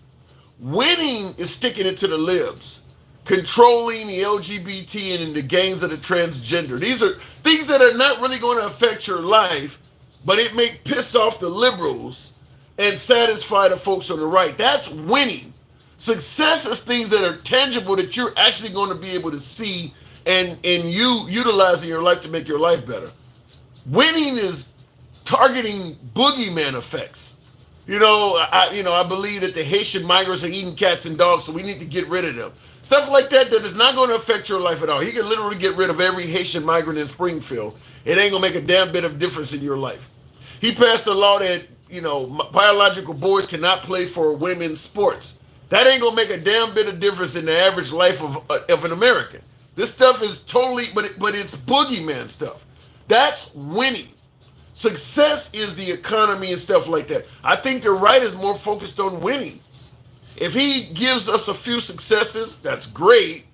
But if he can just show me a whole lot of winning, that's good enough. He's doing a good enough job. For instance, all of the firing that Elon Musk is doing, the alleged saving of taxpayer dollars, if you don't see any difference in your life, if he can tell you I saved America $2 trillion and you still got to work 2 jobs and you're still struggling to get by, it's a win, but it's not success. Doesn't make any difference in your life. But maybe you just do not like hearing about DEI or affirmative action. So it's a win that he got rid of it. But what is it actually doing for you? Nothing. I'm just happy he did it. So I do believe that the right is more focused on winning than success. So we'll see. Anyhow, looking in the comments, and by the way, get your boy likes on up. A lot of lazy thumbs in here this evening. Tap the screen. Where is my part of the, what did that say there, Arletha? Where is my part of the money or something? I don't get what you're saying there. We'll go ahead and continue on with the box. Mike, good evening. Welcome to the show. They definitely gone see a change in government is the largest employer. Yeah, I feel sorry for anybody that works for the federal government. And I'm not just talking about liberals, MAGA too, because MAGA, when he got rid of when they're getting rid of USAID, that's not 100% liberal.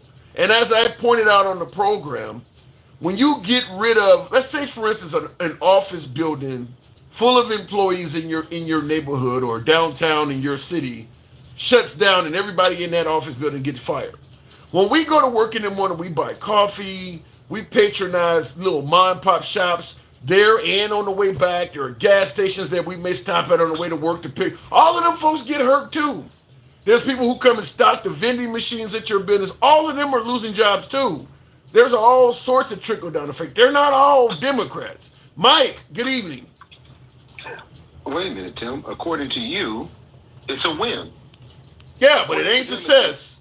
It ain't success. So, again, so now we're redefining what a win is, right? Yeah. Because, right, that's what we're talking about. Because saying I'm going to cut federal jobs and then doing it and then but just saying it, not telling people what the outcome is going to be, they've defined as a win, right? Yeah.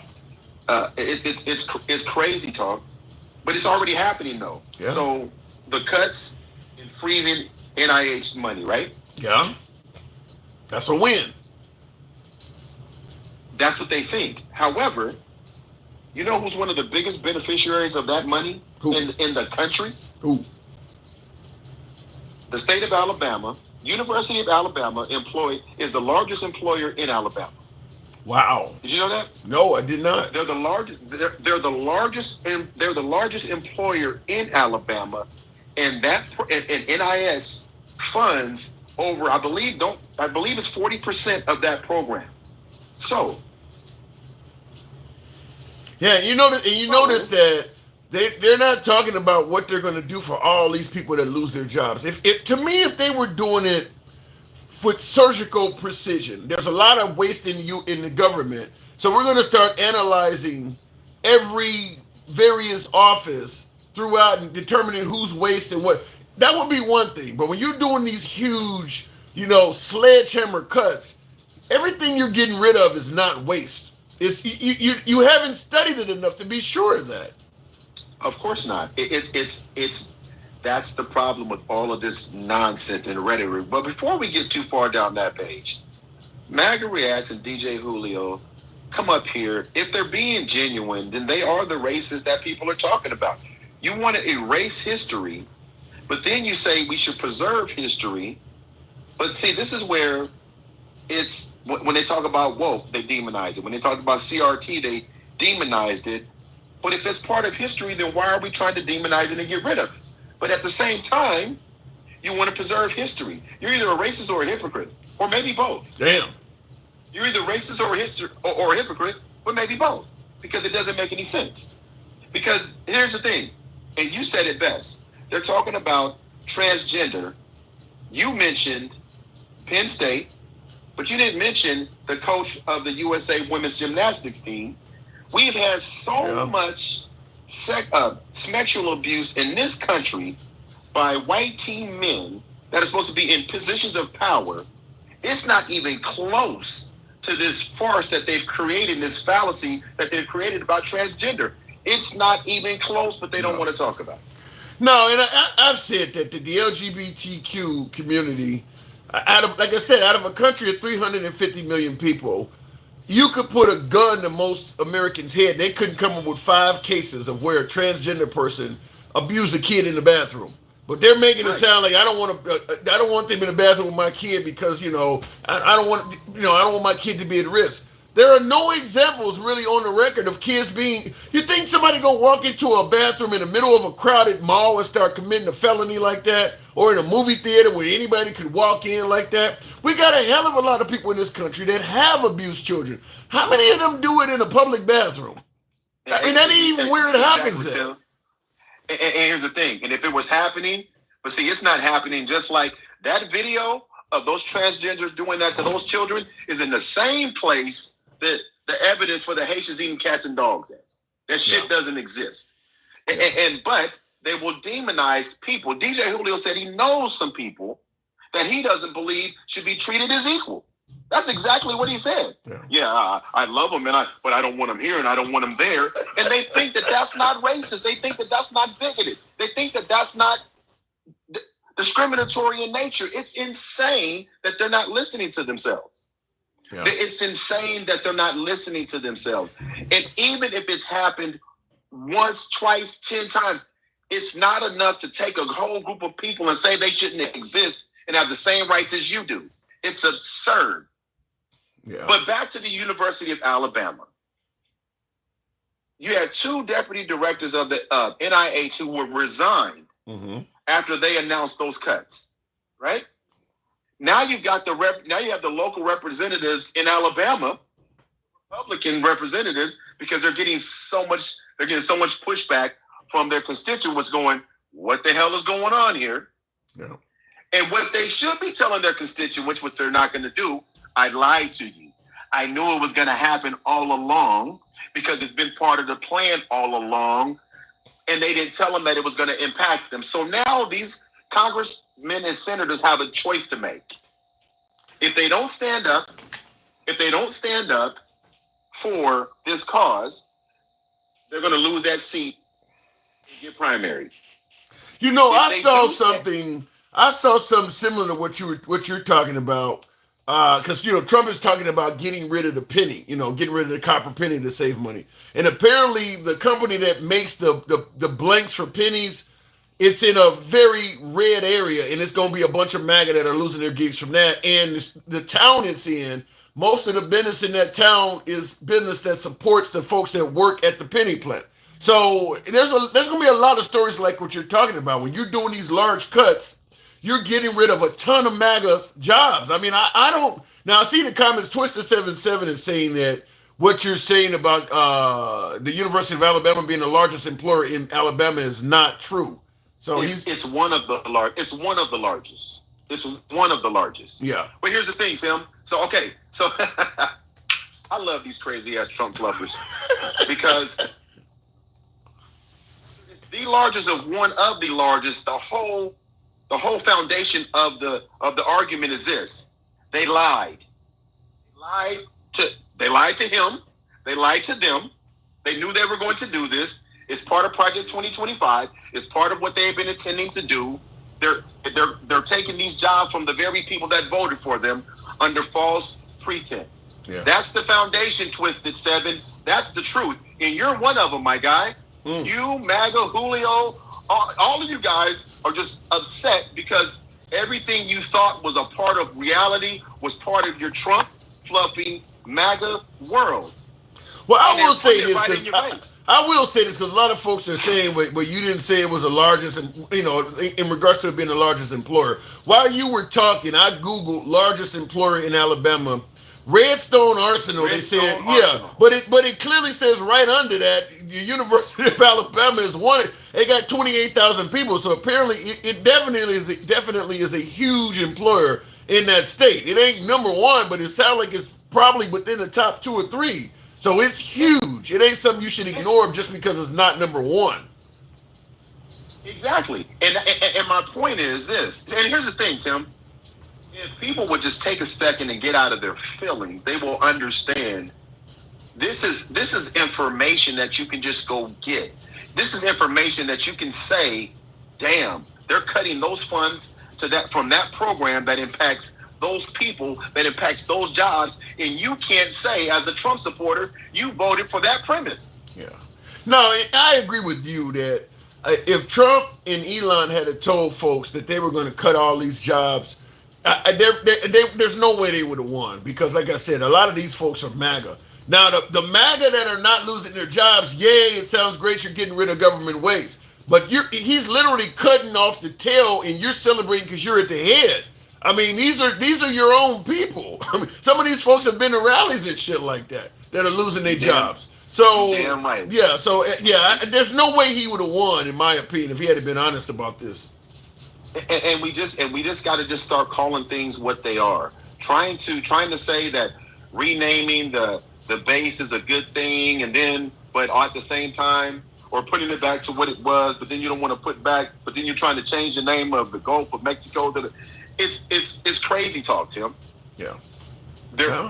And again, this is what people do when they try to talk themselves out of dealing with facts. This is what happens. And it's sad because we're all going to feel it.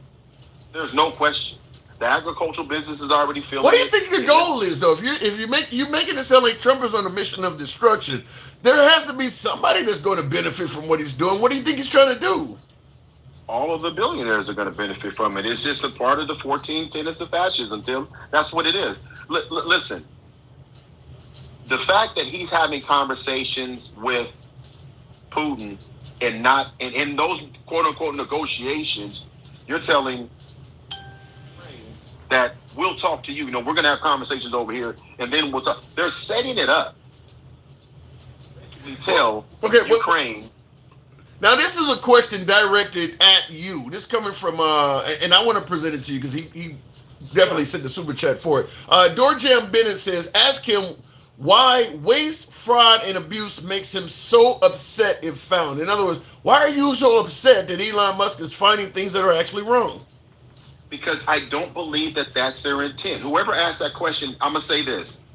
We're talking about looking for waste and low-hanging fruit in a percent of the total budget, right? By the way, when they're talking about waste and fraud, they're pointing it at the Democrats. They're not talking about just waste and fraud. But then they turn around and award and ask him this. Did he know that Elon 400 million. 400 million. Yeah. They got 400 million for Tesla armored trucks. So while they're saying they're saving, they're spending. To me, that is a huge conflict of interest that the guy who was responsible for finding waste in government is getting a contract for $400 million from government. It's essentially like he's finding the money under your couch so that he can go to the store and buy some candy with it. He literally is keeping the money himself. It's kind of humorous. Hey, let me ask you this, Tim. When you were married, if your wife said, we need to cut back, so she starts going through all of your joint expenses or the thing, and all of a sudden, all the things she's cutting is the shit you like. That wouldn't go well. And that's what and that's what they're doing. They're cutting shit that liberals might like, progressives might like. That is what they're doing. It's targeted cutting. That's the crazy part about this is they're acting as if it's not happening right in front of us. But how do you respond? Dean Doctrine in the comments said he was going to get that $400 million contract anyway. We don't know that. No, you don't know. We don't know that. But here's the thing, though. They also can't tell me that they would be okay if this was a Democratic administration and they told you that George Soros was the head of this department. That this was George Soros ahead of this department, and he was cutting funds and he was cutting Republican facing or blaming it on Republicans while he was turning around and getting dollars for initiatives that were part of his business. They would have a fit. They would not like it. In regards to saying he was going to get it anyway, Trump and Elon are cutting all kinds of programs that they were going to get anyway. So that's not really an excuse because a lot of USAID money was going to go to that program anyway. So yeah, it's crazy that we're going to be okay with Elon Musk, the guy who's responsible for cutting waste, to take his cut. I mean, he literally, that one contract is all of the money and more that he donated to Trump. I mean, he didn't donate money to Trump. He made an investment. Yes, that's exactly what I told you. Damn investment. It's just, listen, it belies logic for when I hear people try to justify this. They wouldn't justify it in their own. If they had somebody doing their taxes that was actually taking money from their refund themselves, they would have a problem with it. And think about this, Tim. Think about this. If all this was a problem, when you pay your taxes, why would you ever get a refund? Yeah. If the government is so corrupt, why would they give back money? So corrupt. They would take your taxes and they could just easily dismiss it as, well, yeah, we don't owe you nothing. Yeah. Well, you may see that. You may see that going forward. Damn. Well, why would you say that, Tim? Because things don't look. Why would you say that, Tim? Things don't look so good right now. I gotta move it on. I'm going to plead the fifth, but Mike, you know what I gotta do. I appreciate you coming in, man. I'm out. Thank you. All right, moving on with the program. Real quick, for you folks that may want to come on and you don't have TikTok, we are also on Instagram Live. If you come on Instagram Live and It's the handsome liberal. You can just type in the comments, "Bring me up," and we'll bring you on live. I know a lot of MAGA do not favor TikTok, so we're currently running live on Instagram as well. So come on Instagram Live, just simply type "Bring me up" and you'll come up right there on Instagram Live. Look it in the comments, and like I said, we don't block, ban, or censor, so feel free to bring your opinion with you. You'll be challenged, but bring your opinion with you. Make a good point, you will. I don't mind conceding a good point. It ain't all liberal, it ain't all conservative, but yeah, come on through.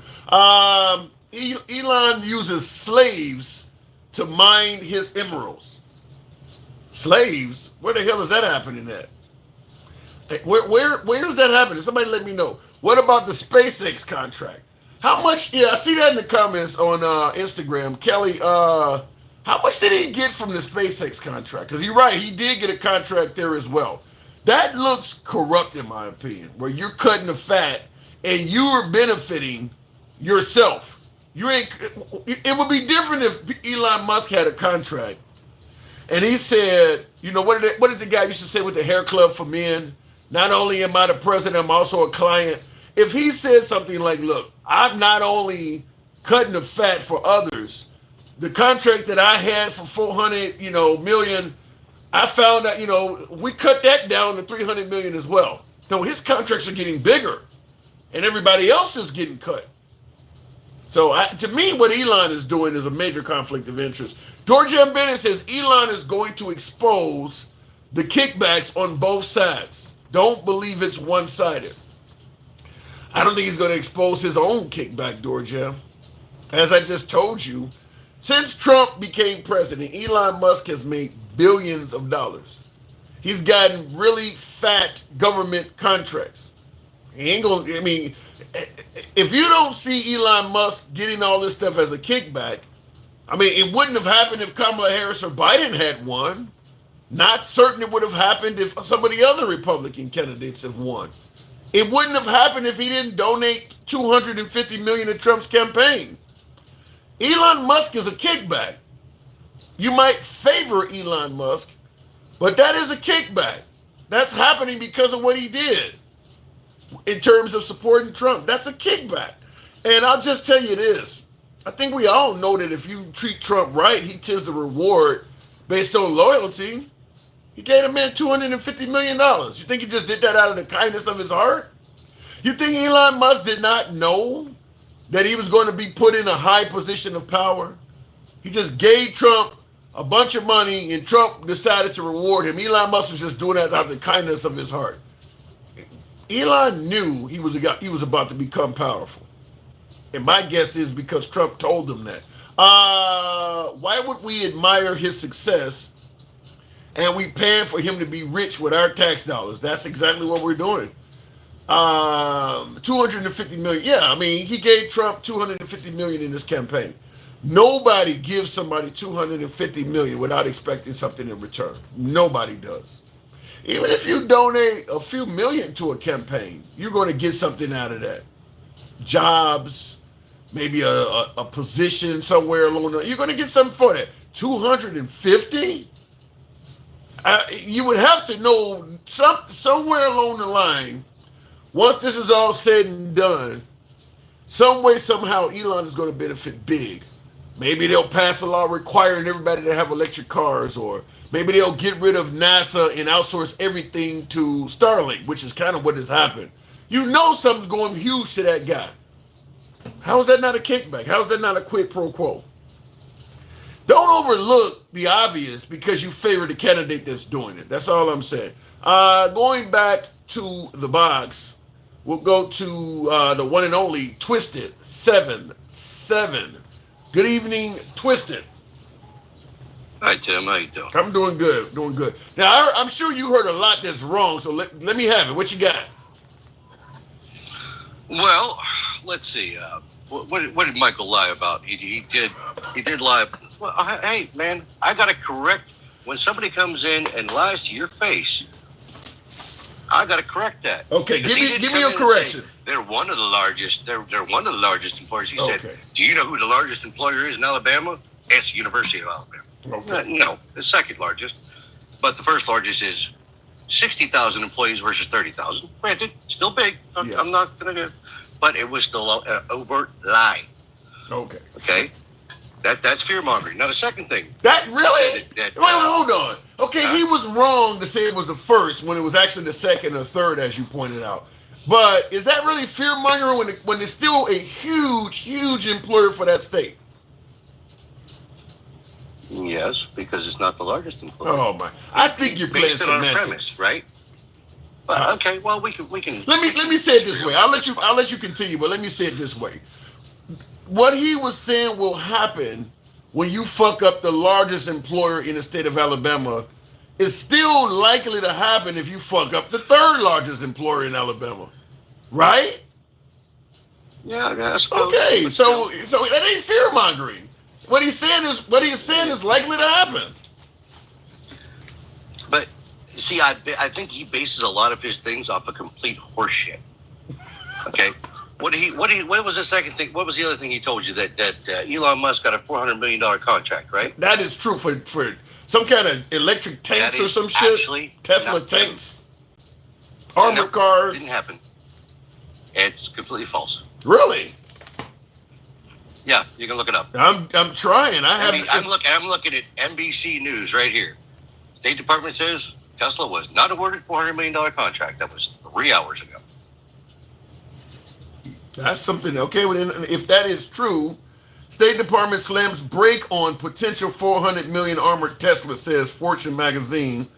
Armored Tesla, this is also drop site news, says armored Tesla was forecasted to win 400 million. So apparently here's Time magazine says Tesla removed from 400 million federal contract amid Musk scrutiny. So apparently what he said is not true. What he said is not false. It was going to happen. They just stopped it. Well, but it didn't happen. So saying it was going to happen, or it could have happened, or they were in the running, but it didn't happen. That's the whole point. He said overtly it did happen when it didn't. You know something. Once again, to me, let me respond. To me, I think to me, this sounds just like the first largest company versus the third largest company. The contract was in the bag, and they stopped it because America started shouting out like, "How the hell is he getting paid?" I mean, the only thing that stopped him from getting this contract is America spoke up and talked about how much it was bullshit. He was about to get this. It was about to happen. But it didn't. That's the whole point. Okay, but why was something almost happened? I almost got into a car accident today, but I didn't. Okay. I didn't go to the insurance company and said, "Well, I almost got into a car accident, so you owe me money, right?" Where do you? No. What do you flow from Progressive now? Okay, this is. I'm just saying. Here, okay, let me ask it to you this way: the fact that the guy who's responsible for cutting fat and trimming waste in government was about to get a $400 million contract until the people complained. Does that not alarm you at all? That he was okay with taking that until the people spoke up? Not really. And I'll tell you why. Because you've got a lot of misconceptions about Elon. Now, I'm not going to say I'm his biggest fan, but I look at facts versus BS, okay? Versus hypotheticals versus anything else. So you said he gave Trump how much? $250 million? Yes. And you think, well, he's got to get some kickback from that, right? You don't think that? No, I don't at all. And I'll tell you why. I think he had a bone to pick. And I'll tell you why. I want you to look at, well, you can look us up later yourself, okay? But did you know about Elon's bonus and what happened with that? No. Bonus from where? Bonus from Tesla. He had a 10-year bonus coming, okay? The stockholders voted on it, and now he was based in Delaware, like most corporations are, although they're leaving Delaware now, which Delaware's freaking out. So he's supposed to get 55 billion, not million, billion, okay? And a judge in Delaware, in Biden's home state, said no. 55 billion? It was a 10-year bonus based on his performance with Tesla. And a judge that seems awful high, Twisted. That seems really high. Well, you can look it up yourself. Yeah, I'm trying it because that seems really fucking high. 55 billion? Yep, 55.8 billion. Keep going. So what's your point you're making here? So they screwed him out of that. All right. Yeah, you're right. And then what happened after the number is right? 56 billion. You are right. That number is right. Keep going. So what's $250 million? That's a drop in the bucket. What he should have gotten. Okay. Now that's number one. Number two, as soon as he bought Twitter, what happened? It fell in. The stock price went through the floor. No, they started investigations on him. The State Department, the Justice Department started investigations on him. Okay, so they screwed with his money. They screwed with his business, and he got pissed off. That's my opinion. But like I said, $250 million. What's that? That's nothing to him. I don't. Let me interrupt you and say this: the fact, just because somebody got a whole bunch of money. And something, I mean, sometimes it's about the principle. You say 200. I mean, you got Trump. Trump is worth billions of dollars. Yes, you got contractors that are saying he screwed me out of a few $1,000s. Just because somebody is rich don't mean they ignore small amounts of money. You're talking still $200 and something million. So I mean, you had Mark Cuban on Shark Tank all the time talking about using overseas companies and shit to save a few bucks. Rich people got rich by being tightwads. They're not like what you're making it sound like they don't give a damn about money. Even if they got insane money. I mean, Jeff Bezos, the second wealthiest person in this country, or on the planet, I believe, and his workers are constantly striking Amazon saying that they don't get paid shit. So the idea that he don't care about $250 million, that's lost on me. I don't buy that. I'm just saying that, first of all, you were saying not too long ago that a few $1 million here and a few $1 million here and wasted spending is no big deal. Basically, that's the. I don't recall saying that. I don't recall saying that. Okay, but anyway, okay, fine. But to the point, it's still 250 million versus 55 billion. I get that part. Lost. I'd be pretty pissed off, wouldn't you be? Yeah, I mean, yeah, I would be angry, but that don't mean I'm going to not care about the 200 and whatever million that he's dealing with on the other end. I think he cares about money no matter where it's coming from. I mean, look at the scales there, but yeah, I digress. It's a big difference. But like I said, now if you look at Twitter now, what you just said that when he took it over, the stock price tanked and blah blah blah. Right. Well, he gutted that company, and guess what? It's profitable now. Is it where it was when he took it over? Is it where it was in value when he took ownership? I'm pretty sure it was in the hole when he took it over. I don't know. I don't know if the stock price and all of that. Well, I can't speak on it. I don't know on Twitter. I can't speak on that. But I know just the other day they were talking about it is now profitable. Or I think people say it was going to go down. It was going bye-bye. Remember, everyone was saying that for a long time, and no. My guess is Twitter is still worth significantly less than it was before when he bought it.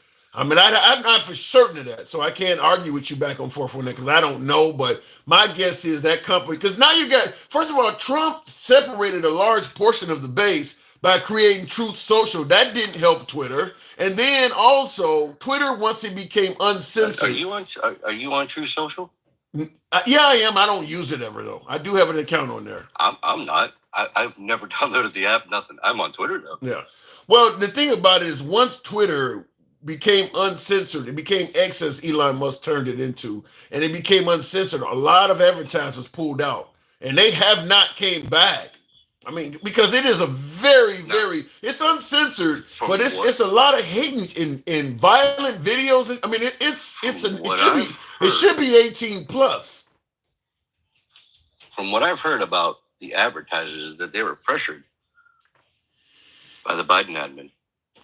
Maybe. I don't know how true that is. I'll look into that. But the fact of the matter is, when he took it over and exposed those Twitter files and showed how the Biden admin was going in there and censoring people, that didn't look good for them. I'm not disagreeing with that. And they went and started investigations immediately. And I think he's just pissed. He said, you know what? And remember, he was a Democrat.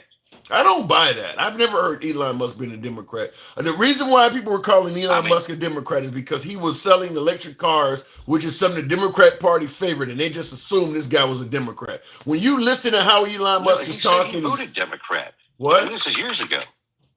He said he voted Democrat. Okay. This was years ago. Well, then again, so did Trump, but he ain't been a Democrat for a long. I haven't seen. You know something? I haven't seen. If he voted Democrat, I don't know, but he just doesn't come across. Maybe I'm just not right about this, but I have a hard time believing that. Said he voted Democrat. This is Wikipedia, so take it as it is. Said he voted for Democratic candidates from until 2020. Before switching to Republicans. Yeah, I don't. And then you go to Ron DeSantis. I mean, that's who was endorsing a while ago. Like, what principles made you vote Democrat? Other than the only way I can see him voting Democrat is because he had the electric car and he wanted to promote that, and Democrats were more favorable to that car. Remember, they were supporting him. Yeah, but that's what I'm saying. He didn't vote Democrat because he believed in left-wing principles. He did it as a business move for his product. You know, I'm pro-life, I'm pro-2A, but I'll vote with the Democrats because I'm pro-money as well, and they're going to help me with my product. That's the only reason I think he voted Democrat, is because he had the electric vehicle out, and the right was so anti-alternative energy that he did what he could do to get his product out there. But he leans right. He is not a left-winger at all. He leans right. That shit was a business decision. I mean, he was endorsing a lot. He was giving money to a lot. Yeah, because he wanted his.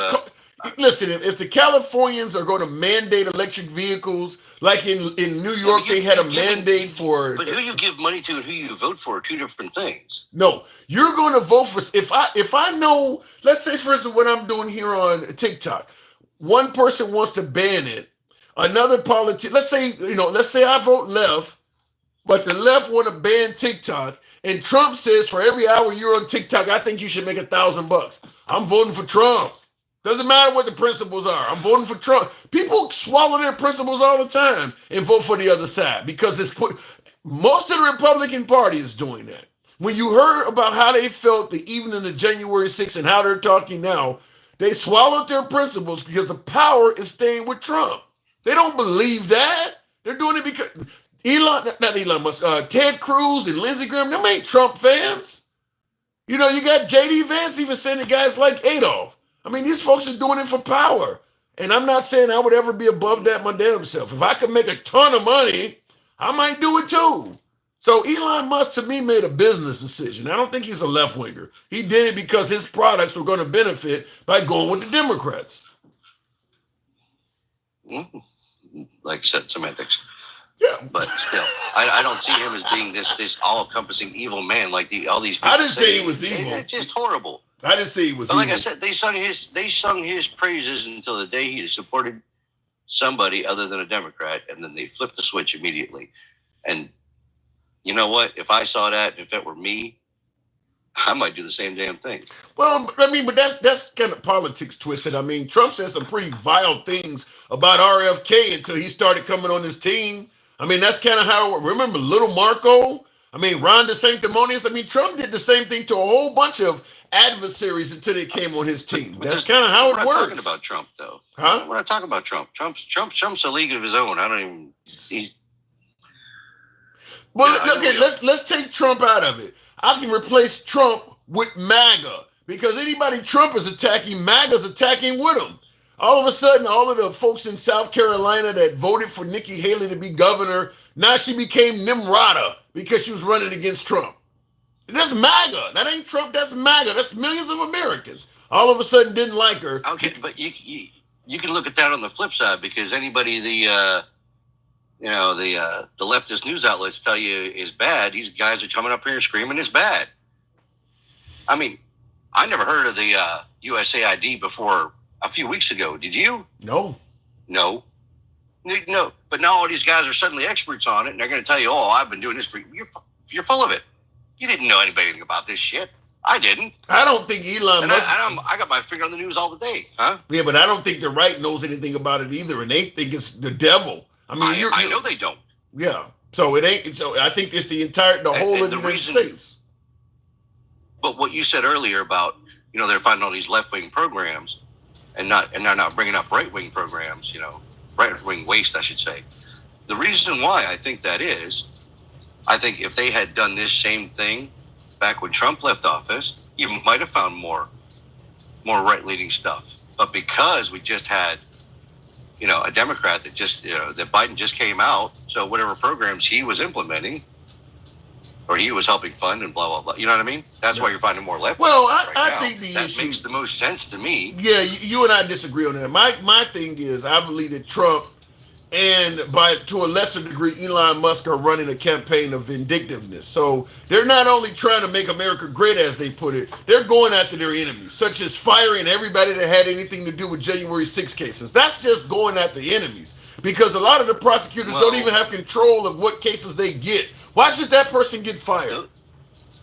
Those prosecutors were on temporary contracts. You know that, right? So yeah, and all of a sudden now, because they had something to do with January 6th, their contract ends. Well, their contract was already going to end. Well, actually, it wasn't going to end. They were just going to let them keep working there. But they were all on temporary contracts. They were not permanent employees. So you don't think none of them are being targeted? Well, maybe, but yeah, I'm just saying they were all on temporary contracts. Okay, you can't deny that fact. Yeah, I'm fine with I got rid of a bunch of temporary employees. Well, what are you arguing there? I'm fine with the notion of temporary contracts, but temporary contracts or not, they are being targeted. I mean, they made it clear they wanted the names of the people who handled the cases. They made it clear they were looking for these people. Once we find out who you are, once we find out who you are, we'll use the fact that you have a temporary contract to get rid of you. But the goal is we were looking for you because of what you worked on. No, what you're talking about, they already knew what lawyers that they were temporary. What they were, when they said they wanted to know who was involved, they were talking about the FBI. And the FBI blatantly refused and then finally gave in. And they said they wanted to review and see what they did and blah, blah, blah. Now, that I would see maybe vindictive, unless there's some, so you don't believe none of the January 6 folks are being targeted? Oh, probably. Okay. As you say, well, maybe not January 6th. I would say more the people that went into his house. No, I think it goes way beyond that. I mean, you're calling the January 6 participants patriots. I mean, he's called them folks patriots. What the hell is that? I'm not going to dispute you on that, okay? Because I don't know his mind. You're probably right. I might be wrong. I don't know. But the fact of the matter is, I have no problem with Elon going in there and getting rid of government waste. Because you, me, and most of the people we know at our age, how long have you been listening to people bitch and piss and moan about governments throwing away our money, wasting it on crap? You know that as well as I do. I'm 100% with you. I don't. And all that red tape. Yeah, I'm 100% with you. There's tons of waste in government. I just don't favor what he is doing to cut it.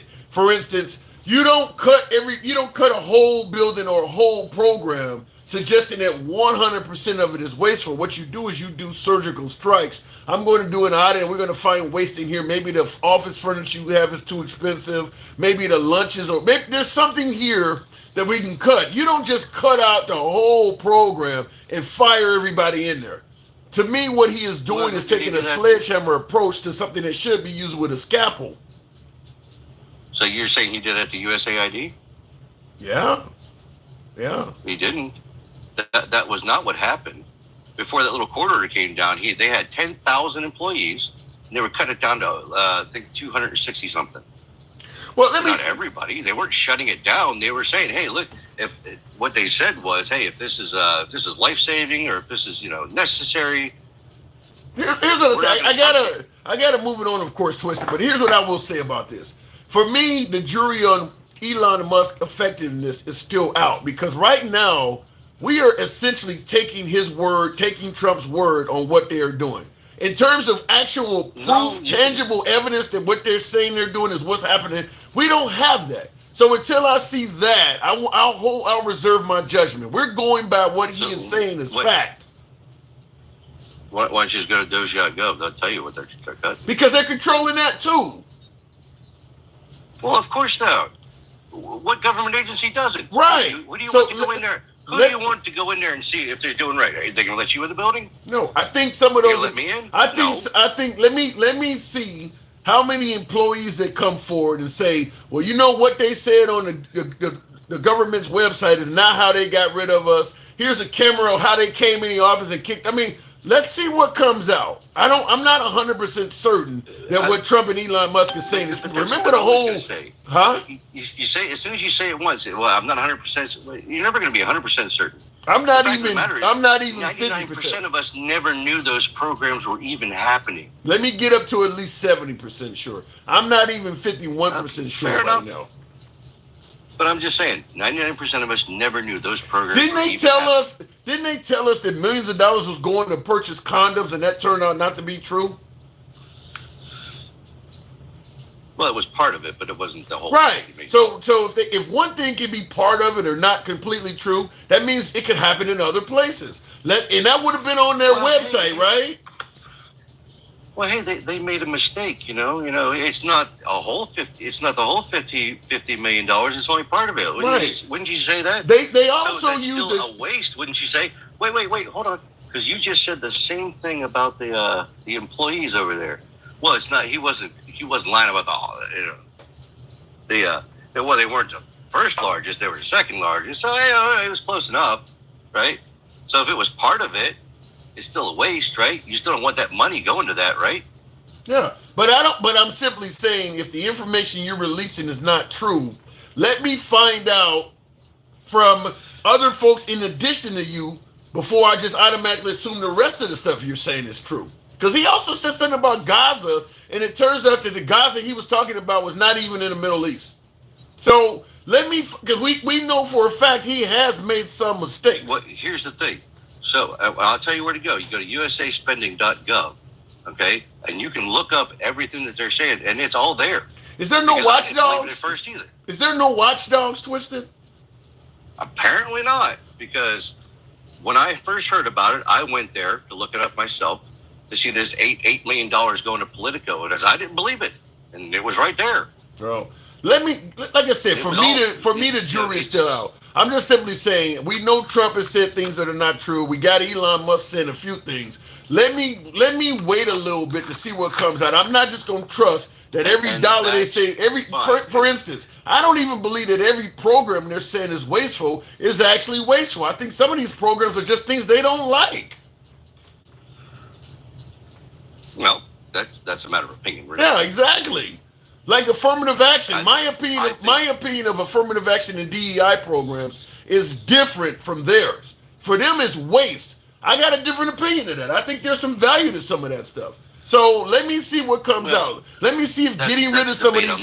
Let me see how many people are hurt by getting rid of some of these programs. Because if you fire me because my job was waste and now I'm collecting welfare and food stamps, now I'm back on the government dole. How is that a benefit? What's the benefit? I gotta go. We can't get into it. But let me leave you with the last thought, because this is something I wanted to say earlier. The Gulf of America. I know you don't like it. Hold on. Let me tell you something. Because most people don't know this. Do you think that's what it was always named, the Gulf of Mexico? Because it wasn't. It's gone through so many different name changes, and to change it now, and honestly, you should be happy with it. Really? How the hell is this going to change my life? Well, it's not going to change your life. Then why should I be happy with it? What about this should make me happy? We live in the Americas. So it's not the Gulf of Mexico, it's the Gulf of America. So it's North America, South America, it's the Americas. That's all inclusive. That's DEI right there. Goodbye, Twisted. I know you hate me sometimes. Goodbye. Jesus Christ. All right. Twisted 77, I always enjoy talking to him, but that was a little bit of bullshit. Twisted, you always welcome back.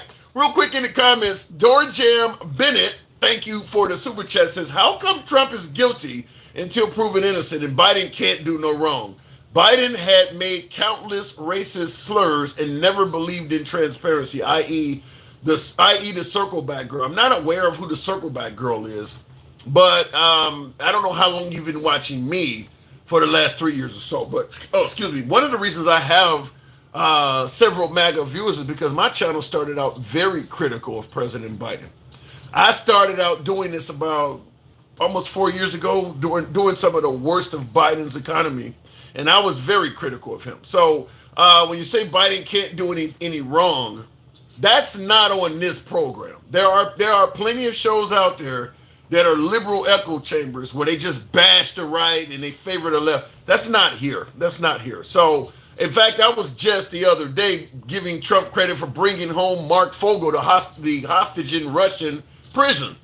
I gave him credit for restoring TikTok, and the left hated me for doing it. So we don't just bash him, but if you lean right, you're so used to hearing Trump get praised that it just goes in one ear and out the other, but you can hear the criticism like it's a bullhorn in the night.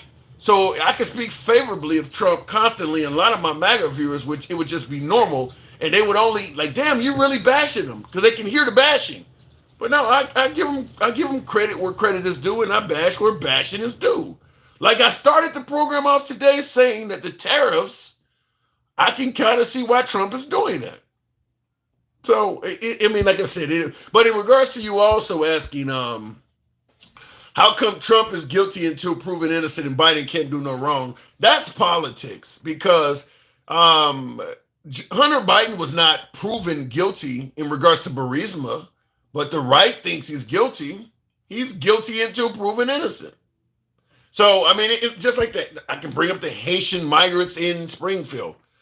Most MAGA don't need any proof that they're eating cats and dogs. Trump's saying it is good enough. What Elon Musk is talking about, the waste that he's uncovering. The right don't need Elon Musk to prove that stuff. They believe it on face value. So both sides play the game of guilty until proven innocent. I think that happens from both sides. That's kind of politics. Crystal Lopez says condoms were true. They just went to Mozambique too. Well, the amount was wrong. I think the number of them was wrong. As you're pointing out, the location was wrong. The information released was not accurate. That's all I'm trying to say. The information released on condoms, waste condoms being purchased, even why.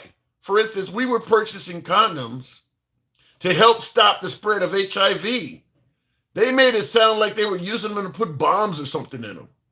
So the information released was not accurate. By the way, is it really a bad thing if the United States helps prevent the spread of HIV in countries that maybe Americans may ultimately visit and bring it back to us? Is that really that bad? Is that waste? This is why I said I don't believe everything Elon Musk is stopping is actual waste. I think he's stopping some things that he just doesn't like. Crystal Lopez says all 50 million didn't just go to Gaza, was the mistake. Yeah. I just said, for me, the jury is still out. And thank you, Crystal, for the super chat. For me, the jury is still out. I need to see, there will be watchdog organizations that pop up. There will be MAGA that will pop up, because MAGA is getting fired in this shit too. Like what Mike was talking about, the University of Alabama being the third largest employer in Alabama. You know, there's a lot of MAGA involved in that. I mean, even USA. I mean, let's see what comes out of this stuff. Once these people all start getting fired and having to find alternative sources of income. My example before I continue on, and by the way, tap the screen, get the likes on up to about 40,000. We can certainly do that if you let your thumbs not be lazy. We all got jobs. We do things on the way to work. We do things on the way home from work. We use the money we make, all of us do, to patronize other businesses. I stop off every day at the gas station for coffee. My cardiologist may not like it, but I often get a donut too. So that's $5-10 I spend at the gas station on the way to work. Sometimes on the way home, I may patronize another business. If I lose my job, I don't patronize those businesses. I can't afford a cup of coffee like that. And if you got a whole building full of employees, chances are there are all sorts of buildings orbiting that building, small business owners that are orbiting that building, that their sole source of business is a lot of the employees working in that building. If you fire the people in that building, maybe they stop off at a tavern on the way home to have a drink, some of them do. The tavern owner is like, my business is down, I may have to close my shop. Maybe the Starbucks that many of them are walking into on the way to work. Our business is so down so far, we got to lay off 20% of our workforce. This is what's going to happen. It ain't just a waste that you're talking about. Every employee, you, me, and everybody else, there are satellite businesses that will be affected if we lose our jobs because we patronize other places. But if you put a bunch of us in one building and get rid of the whole fucking building at one time, you could destroy a whole damn area. I mean, so the idea that you're getting rid of waste and not paying attention to the sheer amount of collateral damage that's going to be involved, man, it's got to be big. That's what I'm saying. Let's see what happens in regards to this. Because if you say taxpayers a few $1 million, but it leads to dozens and dozens of Americans losing their jobs and trying to maybe get on the dole, get rental assistance and food stamps to make is it really saving us money? Let's see what happens in regards to this. For me, the jury's still out. I'm not necessarily bashing Elon just yet, but I'm not celebrating it either because there will be collateral damage in regards to what he's doing to hundreds, if not thousands of Americans, many that voted for him. Georgia M. Bennett says, what about the 51 intelligence agents who said Hunter laptop was Russian misinformation? Should they also be held accountable? 51 intelligence agents who said Hunter's laptop was Russia misinformation. I don't know enough about this to answer that. I'm trying to give your comment due diligence. 51 intelligence agents said Hunter Biden's, okay, so they lied in favor of Hunter Biden is what you're saying. Did they do it under perjury? I mean, did they perjure themselves? Because I mean, this is gonna sound sick for me to say this, because it's gonna sound like I'm defending Hunter Biden. But fact is, the Supreme Court has determined police have the right to lie. So when you're talking about federal law enforcement, we know the police lie to American citizens all the time, and they don't get in trouble for it. They actually can legally lie to you. So I'd have to look into that more. I'm going to, as opposed to pushing back on your comment, Dorjem, I'm going to plead ignorance. I don't know enough about that to give a clear-cut answer. Not you, but the left and the media. Well, the media, in regards to blaming, when people blame the media for stuff, you know, people brainwashed by the media and things like that. I want you guys to understand something. President Trump by way of Truth Social and Elon Musk by way of X, they are the media. They are the media now. So when we talk about the media brainwashing people or I don't trust the media, a lot of what Trump says comes by way of his own media. He is the media. Don't worry, I'll buy you a few cups. Dorjem said, if Elon Musk was to fire me and I can't purchase coffee in the morning, he'll buy me a few cups. Dorjem, come on through Instagram anytime, I'll bring you up. It's funny stuff. Fact only says, what did they really find on his laptop? It had nothing to do with Biden. Well, two things on the Biden laptop. I didn't really think I was going to go into this topic, but two things on the Biden laptop. First of all, they found like 10% to the big guy, and they automatically assumed that meant that Hunter was giving a cut to his dad. The accusation sounds legitimate, but there's no way to prove that. 10% to the big guy does sound like he's looking out for dad, but you can't just make the leap of faith like that in the court of law. That's the first issue. The second issue is the chain of custody for the laptop. That laptop went through the hands of Fox News, Rudolph Giuliani, and many hate Biden entities before it became public. Hunter Biden, with his drug issues and shit like that, took his laptop to a shop to have fixed and never came to get it back. Didn't pay the bill, therefore the laptop became property of the shop. And Fox News somehow, some way found out about it, purchased it from the shop, and then reverse engineered and found out everything that was on it. Fox News is obviously deep in the tank for Trump. Would you trust anything about a laptop of J.D. Vance or any member of the Trump family if it was presented to you by MSNBC? No. So the chain of custody for that laptop to me is a big issue. And I don't know if there's any way to correct that.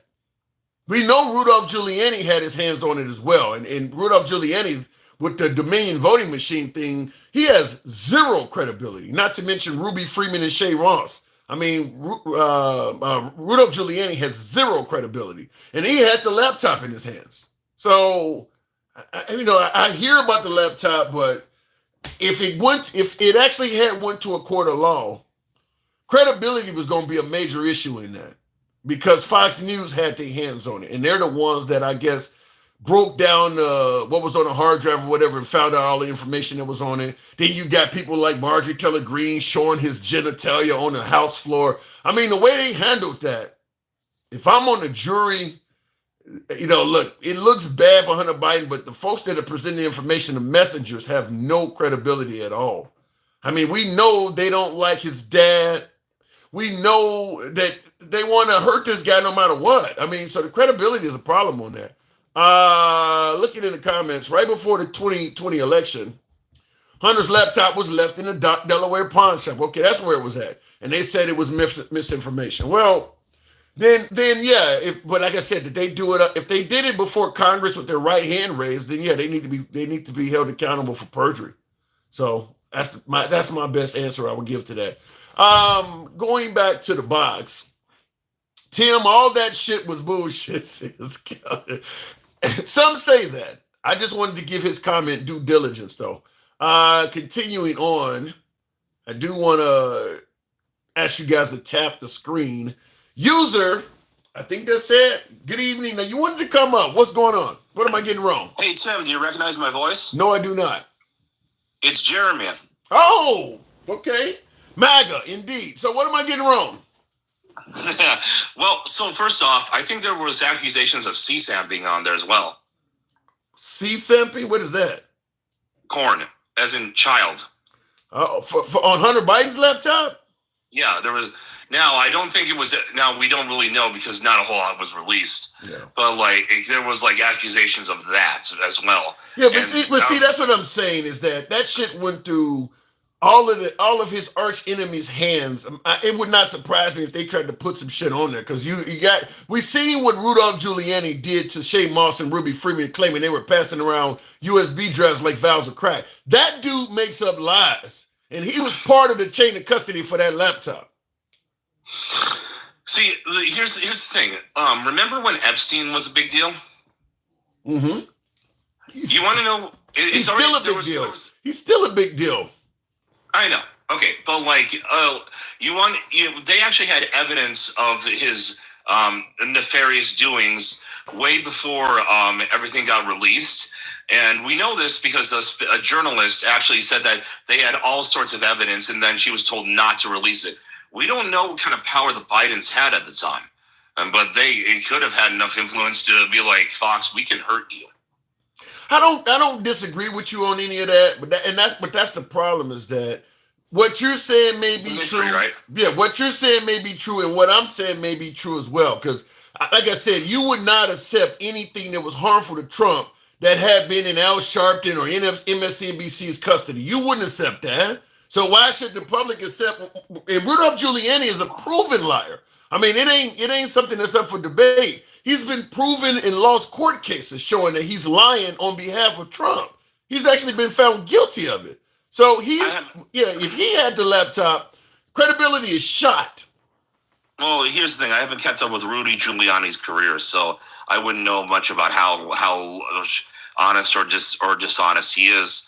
But I have. So I actually agree with you that I wouldn't right away take what Al Sharpton has to say super seriously. But I've learned that even your political opponents can sometimes tell the truth, and it's not always good. It's sometimes good to separate not the art from the artist, but the information from the speaker.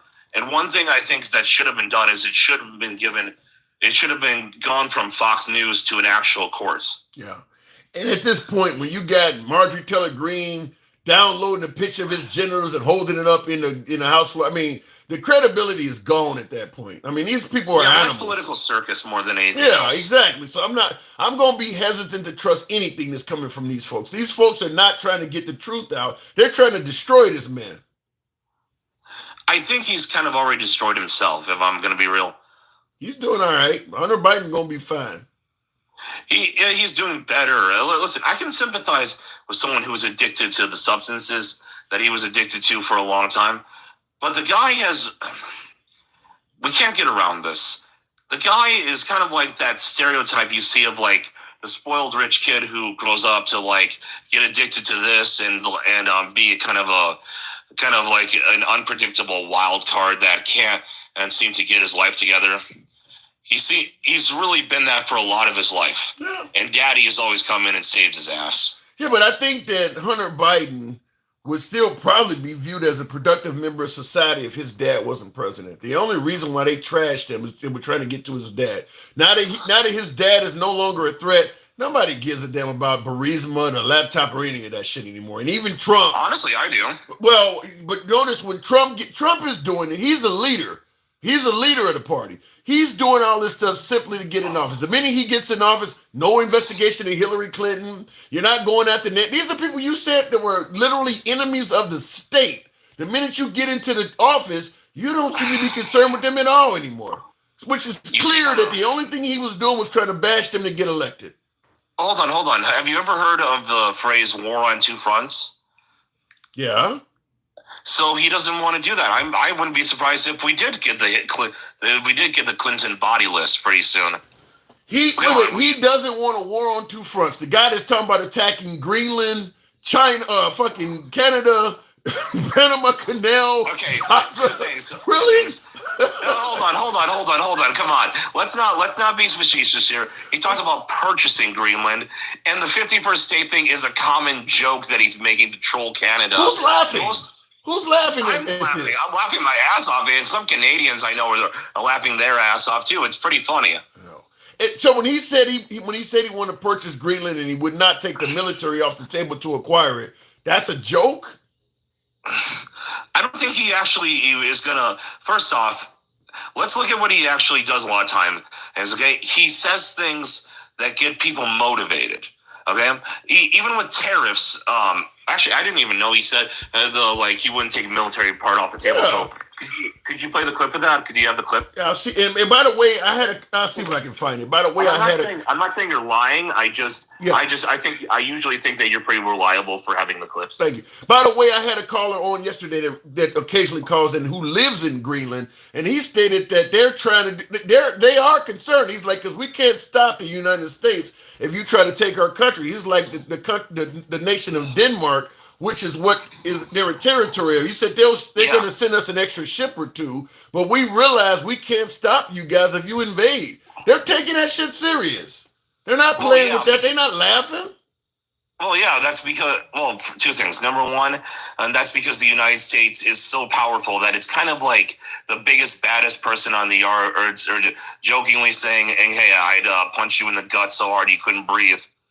Yeah, it means more when it comes from the big baddie. Yeah, but that's what I'm saying. Why are you deliberately going around scaring the hell out of the world for comedy? Well, two reasons. Number one, when it's Canada, it's funny as hell because we know it's not only is it not going to happen, Peter Polyev will probably be good friends with Trump anyway. And they'll probably be like best friends. I talk to Canadians that do not find that funny at all. They're booing our national anthem and shit. They got signs up that says "Buy Canadian, don't buy American." They're not. You talking to a few of them that are laughing about it, but overall, Canada is not finding that funny. Look, you're gonna get divides no matter what. But that's what he wants. That's exactly the point. Why are you doing things that are intentionally divisive? Well, first off, to be effective at anything, you have to be willing to be divisive. Remember when Trump said if Mexico doesn't start taking back, or actually, let's use Colombia. Remember when they wanted to deport a bunch of Colombian criminals back there, and Colombia said no, and then all of a sudden Trump said, "I will tariff you, if you don't," and then Colombia changed its tune real fast. Yeah, but I'm sorry, but sometimes intimidation works. So what do you think how do you think America benefits by threatening to make Canada a 51st state? I think it forces Canadians. Well, first off, how does America benefit? Number one, I think it forces Canada to start taking some of their immigration a little bit and more seriously. Because here's the thing, like when it comes to illegal drugs, very few of them come through Canada. But because Canada's borders are so porous with America's, it is kind of one of those places where if you can get it in the country without getting caught, it's easy to transport it across the border. It's kind of like a sniper shot. Okay, it's really effective if you can pull it off. But the problem is it takes a lot of gas to get up there. I don't. You and I totally disagree on that. But here is the clip. I haven't heard this yet. It's only a minute or so, so it's in real time. I have not heard this, but this is Trump keeping the military on the table to acquire Greenland. Please. Okay. Can you assure the world that as you try to get control of these areas, you are not going to use military or economic coercion? No. And can you tell us what is the strategy? Yeah, I can't assure you, you're talking about Panama and Greenland. No, I can't assure you on either of those two. But I can say this, we need them for economic security. The Panama Canal was built for our military. I'm not going to commit to that now. It might be that you'll have to do something. Look, the Panama Canal is vital to our country. It's being operated by China. And we gave the Panama Canal to Panama. We didn't give it to China. And they've abused it. They've abused that gift. It should have never been made, by the way. Mr. President, back on Greenland. Well, he's asking about, I mean, he already done said it, but I don't know if you heard it, but this guy's going to reiterate it. President, back on Greenland. Your position is clear, but have you directed your staff to take specific actions to draw plans? And can you elaborate again? You didn't rule out military coercion. Well, we need Greenland for national security purposes. I've been told that for a long time, long before I even ran. I mean, people have been talking about it for a long time. You have approximately 45,000 people there. People really don't even know. You've heard it. I'm sure I mean, he said it multiple different ways at this point, but he clearly said the military is not off the table. Now, do you find that humorous? I find that a little bit unsettling. I'm not going to lie. See, one thing I think you probably like about me, Tim, is that I'm not unreasonable. I'm not unwilling to judge my own side. All right. So here, I do find that a little bit. It's unsettling. But I will say this: he's only got 4 years left. I don't know. Like, you feel confident he wouldn't try to run it for a third term. You actually feel really confident in that. Listen, if they allowed him to, I would have no doubt he'd run a third time. But I don't think he can. Because remember, he tried to illegitimize the first time he lost, and he got ousted anyway. And he's back in office by democratic election. He had to play by the. It's kind of like when you get kicked out of a party and you're like, I don't want to go, and then the person says, okay, I'm going to call the cops, and then they hold up their phone, and then you're like, fine, I'll go, but you know what I mean, and then they get invited back. So you don't think there's any chance that the Republican Party may try to pass or change some law to allow him to run for a third term? I don't think so. You see, the Donald is already kind of his own. The reason why we call them even MAGA Republicans in the first place is because Trump is such a different animal from the mainstream Republican Party. I agree with that. I'm sure they're playing ball with Trump because he won. You know, it's kind of, you know, like they can't not play ball with the guy who is now the president of the United States. But mainstream Republicans don't like Trump. Come on, let's be real. Give me an example. Most mainstream Republicans don't like him. Give me a name. Give me an example of a name. Okay, Mitch McConnell. Yeah, he's on his way out though.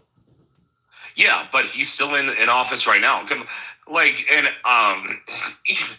Even Marco Rubio is working with him, but you know from the previous elections they had pretty bad blood. Yeah, I mean, I just wanted to get some names from you. I don't disagree with you. I don't think Lindsey Graham or Ted Cruz likes him either. I don't even know if J.D. Vance like him, to be honest, because J.D. Vance said he's very much like Adolf. I mean, these folks got so many bad quotes out there of Trump. I think they jumped on the Trump train because they couldn't beat it. You know, they say you can't beat it, join us if you can't beat us. They realize there's a lot more power in supporting Trump than going against him. I bet Michael Cohen, his former lawyer, is probably even sitting back like, damn, how much money I could have made if I was still rolling with him. I mean, so they just looking at it like, shit, I mean, no matter who goes up against him, it's like no weapon formed against me shall prosper. The guy seems to be untouchable. Yeah, and that's what I'm saying. So when you ask, like, well, why wouldn't Republicans pass a law to, like, give Trump the chance to run for because they can get rich. Because they can get rich. If you pass a law, if you try to pass a law to give Trump a third term, every congressman and senator that votes in favor of that is going to get rewarded if Trump gets that term. And they know that. He rewards loyalty because they're going to get rich is my answer. Even then, man, like there are just a lot of people out there who probably are only begrudgingly going along with it at this point. And I just can't see it, man. I'm going to be real with you. I just can't and see it. And again, back to the original point that this point was based on. And when he only has 4 years left, okay? Sure, you could make the argument they'll try to pass a law, but I don't think that's likely at all. That would take a lot of work that is probably not going to happen.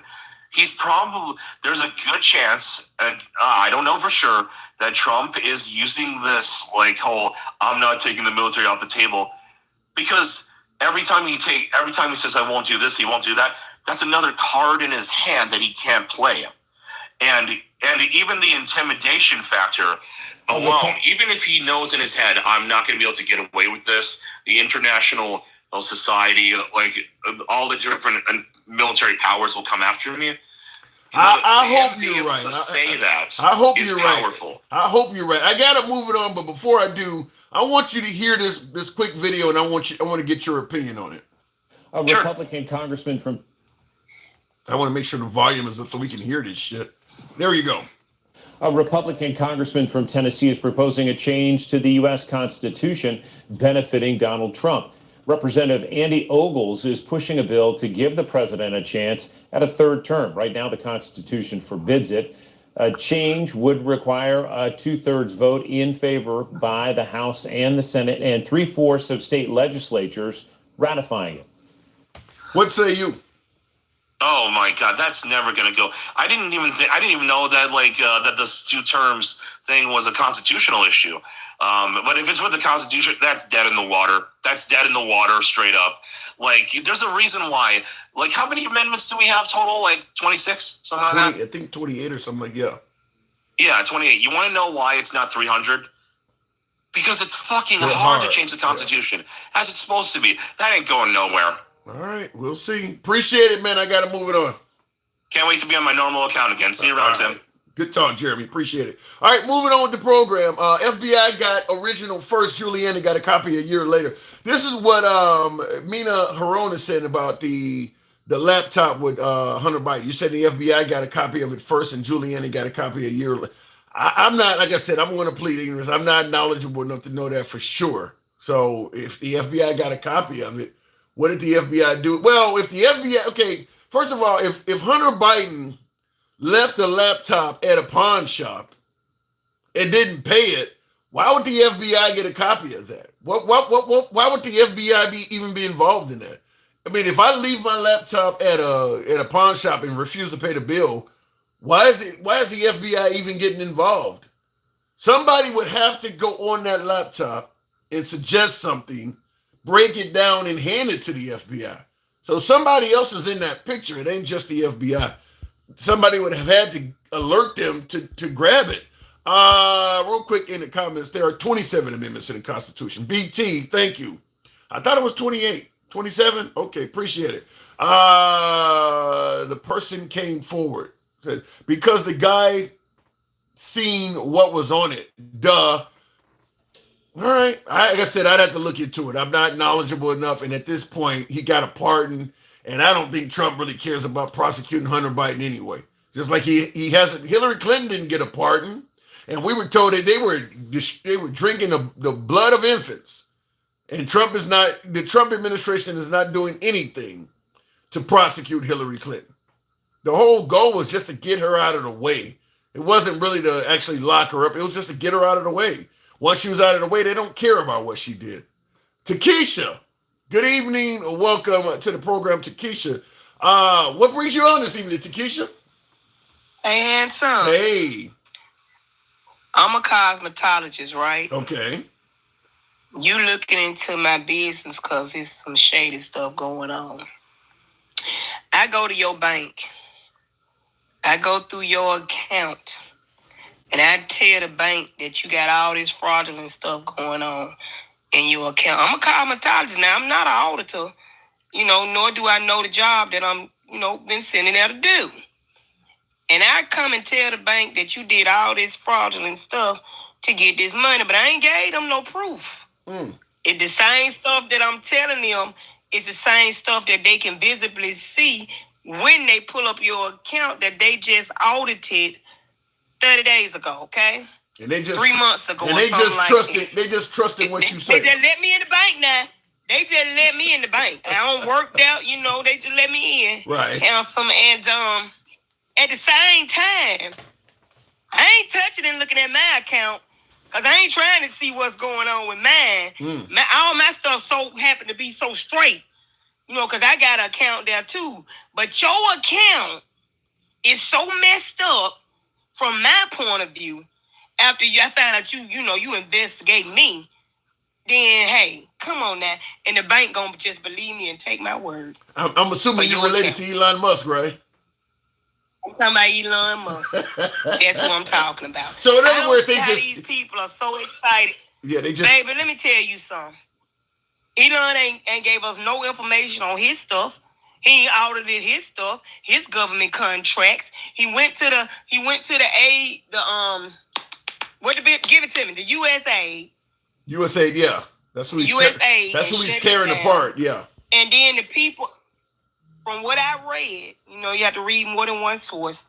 Some of the people that they fired from those other places that he swell was doing overspending.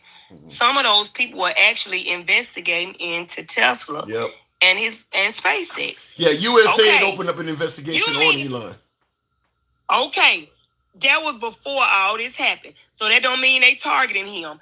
All Elon Musk is doing is saving his ass. Trying to come up with the money to help the $4 trillion tax. No, I don't buy that. I mean, at this point, Elon, wait, hold on. No. Elon Musk at this point has the blessings of Trump. There is no ass to be saved. Anything we find on Elon at this point, Trump is going to make go away. Handsome. I'm listening. I told you after the election, some stuff was gonna start happening. Planes started dropping out of the sky. Listen to me. Oh, come on, you Q? You're sounding like Q. No, it's shady. This don't seem shady to you. What part? The richest man in the world is the one that's auditing us. It's a conflict of interest, number one. He ain't supposed to be looking at our stuff. He has not been vetted or none of that stuff. He gonna go in and tell us who overspending. Okay, now when they had that news conference, that lady fronted him about the lie he told about the condoms. He said, well, I'm gonna be wrong a lot of times. But and it's gonna be quickly. But is that not wait, hold on. You should give, because Trump never does that. We should give Elon credit for admitting I may actually be wrong sometimes. Let me say this.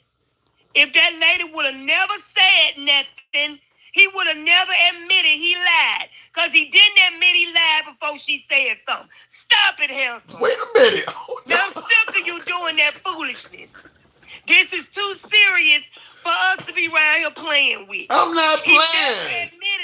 He never admitted it before he got confronted. I'm finna go get Lil X because I see right now some people need some truth and some Lil X need to come here and get you straight. Like he before you do that, I gotta get you just like Miss Mo Better, you bring out some interesting comments. The Blue Baron says you are uneducated and salty. The floor is yours. I went to school through the 12th grade. I also went to college. I'm not uneducated. I'm not a pickle. My name is not Morton, so I am not salty. Now, let's just keep up the conversation that me and you were having. Okay, here's the issue. I'm not even entertaining. I'm not entertaining these people this year. Okay. Go ahead. Here's why I disagree with what you said about Elon. At least, you're right, he had to be asked first. But even when Trump is caught clearly in a lie, he don't apologize or admit he's wrong. The fact that Elon is willing to admit I may be wrong, to me, that's an accolade because I haven't seen that from the Trump administration. I like that. You think that impressed me? That's just like a married man. Ain't gonna admit he cheating until he get caught. So handsome, that don't move me at all. Cut the crap. Is there anything? Anyway, he was gonna still let that lie. He was gonna still let that lie go on if that lady hadn't said nothing about it. I'm not gonna play with you with that. Takesha, let's be honest. Is there anything Elon Musk can do to impress you? Is there anything that Elon can do to impress you? He looked like Elon Musk looked like he was made in a lab. He don't even look human. Jesus. He looked like the robots that he trying to make. The man does not look human. The man looked like they went to pottery class and made his face. No, he cannot do anything to impress me. Because anytime you the richest man in the world and you can stop poverty and you don't give to charities to help homeless or hungry people. Oh my God. I think you just don't like the guy. Did you go on mute? No. Okay. I think you just don't like that. So ain't nothing he can do to impress you. What about the fact that he is the wealthiest man on earth? Is that not an accolade? I wouldn't give a dog. I wouldn't care if he owned the whole universe. That does not impress me. No. No, it doesn't impress me. That almost sounds like a song. That impress you? Yeah. Does that impress you? Yes. Him having money impress you when he ain't giving you none. That impress you. I'm impressed. It ain't your money. I'm impressed by a lot of things that don't affect me. It ain't your money, so why is his money impressing you? How does his money benefit you? You know how many big booties and titties I've seen that impress me that I couldn't get? How is his money benefiting you? It ain't benefiting me at all. That don't mean it can't be impressive. So why are you impressed? So I should only be impressed by things that benefit me. Handsome. Somebody else being rich should not impress you. When there are needy people in this country that he could be helping, that does not impress me. So if somebody, wait, hold on. After he find the money, handsome, are we going to get checks? That's a good question. That is a great question. We need to know that. I'm with you on that. That if he saves the American taxpayers a bunch of money and we don't see none of it, then it's bullshit. I'm agreeing with you there. But in regards to him wait on the check. Huh? Wait on the checks. Okay. So you have to get money to be impressed. No. That's what it sounds like. Nothing he can do can impress me. I told you that. What if he does save us a bunch of money and reduce our taxes? Would that not be impressive? Wait on it. But if it happens, would you be impressed? If it happens, would you be impressed? Handsome. No. Can I ask you a question? Go ahead. How you trying to save money and you getting paid for Doge? Well, he claims he's not taking a salary like Trump didn't. Handsome. I'm listening.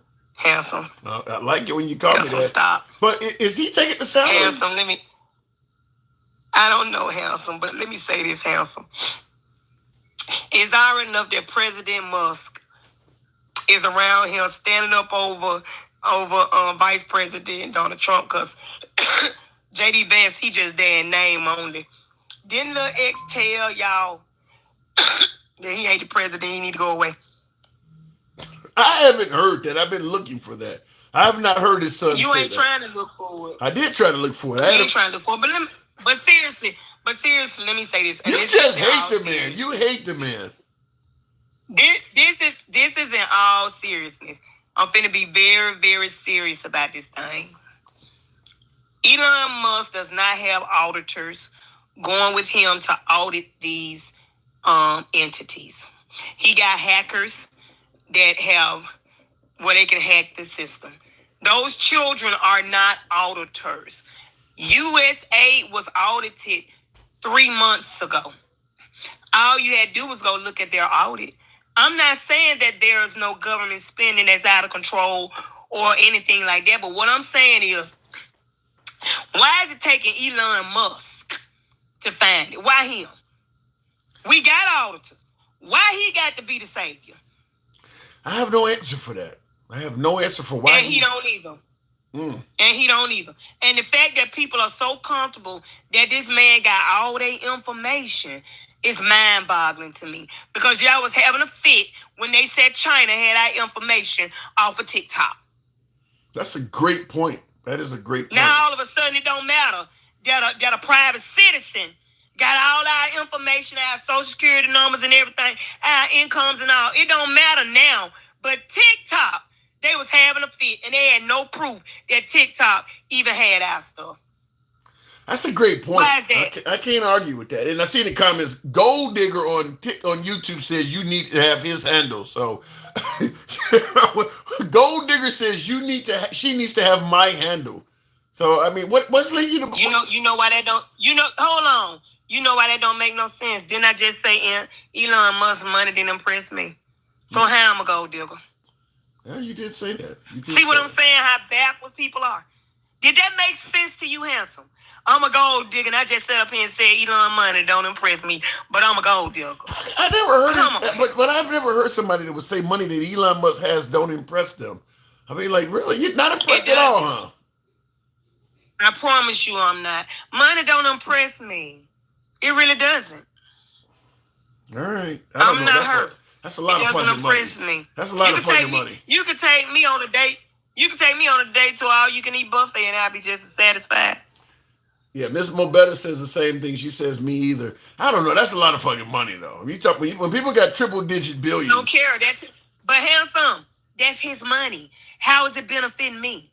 Yeah, and you're not the only one saying that. Impressed? You're not the. I see my comments. Somebody said if it's not in my pocket, it's not impressive. All right, okay. Exactly.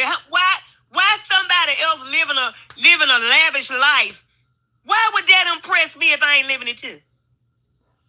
Maybe I've watched too much of Lifestyles of the Rich and Famous, I guess, in my life. Yeah, come on off that TV. Come on off of that, baby, and come back to the reality. Or that little chair you sitting in and know that it ain't got a gold throne on it nowhere. Oh, let it go, handsome. All right, Takesha, you never take it easy. You never take it easy on me. But I appreciate you coming through. You know, by the way, did you hear my earlier caller talking about the largest business in your state and how they're being affected? Thank you for bringing that up. I don't know who an old boy was that was trying to correct an Alabamian. But when I tell you the University of Alabama owns so much stuff, handsome, they own other hospitals. Wow. They employ almost all of Birmingham.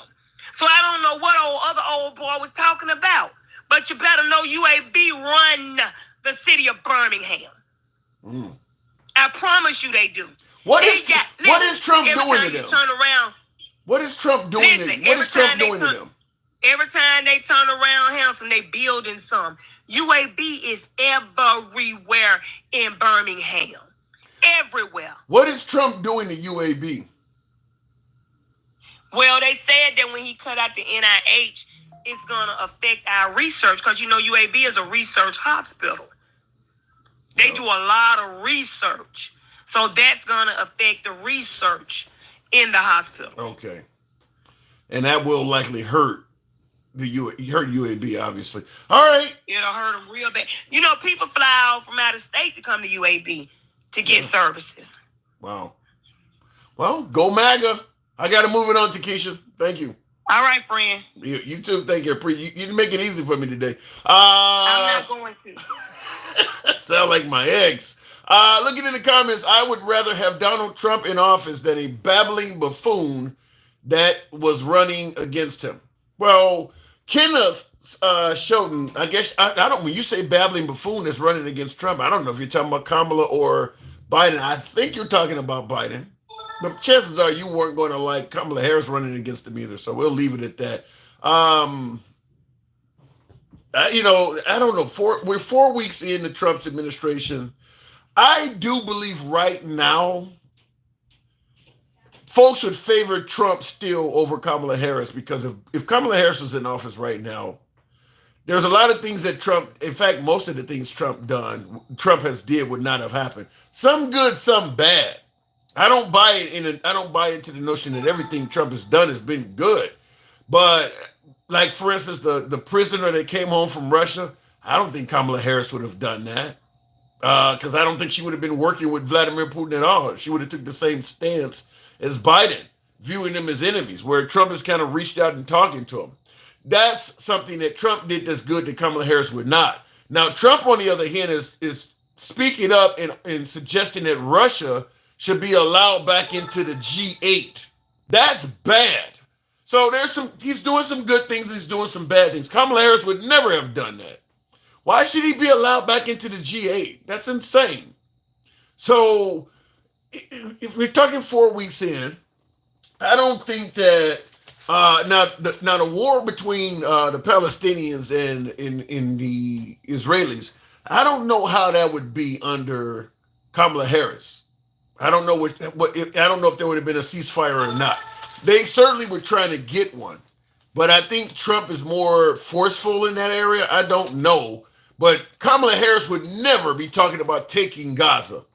That would never have happened. For me, that's bad that Trump is talking about doing that. Kamala Harris would not be talking about taking Greenland. That's also bad. Making Canada the 51st state, that's bad. I'm not a fan of the Gulf of America. Kamala Harris would never do that. So there's some good and some bad. I think Trump has gotten like 4 Americans released. After Mark Fogel in Russia, there was another one in Belarus that got released, another American that I think Kamala Harris would not have done. For Trump, that's good. And I like the fact that he met Mark Fogel, the Russian prisoner, the American that was in Russian prison, met him at the airport. That looked like some grown man shit. That looked good to see Trump doing that. So there's some good. Now, Elon Musk, there would not be an example of that in a Kamala Harris administration. You would not have somebody actively trying to cut that much waste like that. I can't say if that's good or bad, because I'm not 100% certain that we can trust everything Elon Musk is saying. But I'm also not 100% certain that we can automatically assume everything he's saying is a lie either. So for me, the jury is still out on judging Elon. He has been caught saying some things that are not true. But we don't know if the rest of it is true. So I'm not going to say he's lying. I'm not going to say he's honest. I don't like the fact, like my last caller brought up, that he is able, as she used the example that you walk into a bank and say somebody else has a fraudulent account and the bank just takes your word and all that. She's right about that. I had a video and I asked that question, like, is Elon Musk qualified for the job? His only qualifications are he's a very wealthy man and Trump said he's good. That's it. So I don't know if Elon Musk is the one that's qualified to be getting access to all of our records, like what my last caller said, and doing all this. I don't know for certain if he is qualified for that. Just because he's rich, as my last caller said, he doesn't impress her. It's impressive to a lot of Americans that he got a ton of money. So we just taking his word. But that's right now all it is. It's just his word. We don't know if that's actually true or not. Just like with Trump. There was a lot of trust in Trump because he was a billionaire and people just took his word. Sometimes people take your kindness for weakness and tell you lies. So we'll see what happens with Elon Musk. But in my opinion, the jury's still out on him. In regards to the comment, Chris Toy Baller says, why would he lie? Could be a million reasons why he's lying. Could be a million reasons why he's lying. He could be lying because it benefits him in some way, fashion, or another. Here's a good example. Snoop Dogg did a performance for Trump in his inauguration. Now, he's on video saying all kinds of vile things, saying that anybody that performs for Trump would be a sellout and all of that. So folks will look at him and go, well, why the hell would you do it now? You clearly don't need that you don't need the money that bad, like you're talking about Elon Musk. He doesn't need the money. Snoop didn't need the money to do this inauguration performance. So why did he do it? Apparently, he had somebody that was incarcerated, and he was trying to get a pardon for him.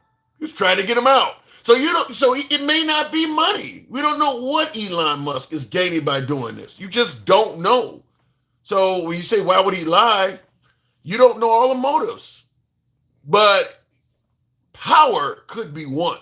Just simply having power over the whole of U.S. government might be the reason he's doing it. I don't know. I'm not saying he's lying, but I would absolutely not suggest that he has no reason to lie at all. We don't know enough about the guy to say that. We don't know enough about him to say that. So I don't know. First Watch says, Tim, why do you lie? I'm not a prayer book. I definitely tell lies at times. Depends on what, I may lie to gain something. I may lie because it benefits me. I may lie because it's going to hurt me to tell the truth. Thou shalt not incriminate myself. I mean, it could be a million reasons why somebody is dishonest. And that doesn't stop when you become a billionaire.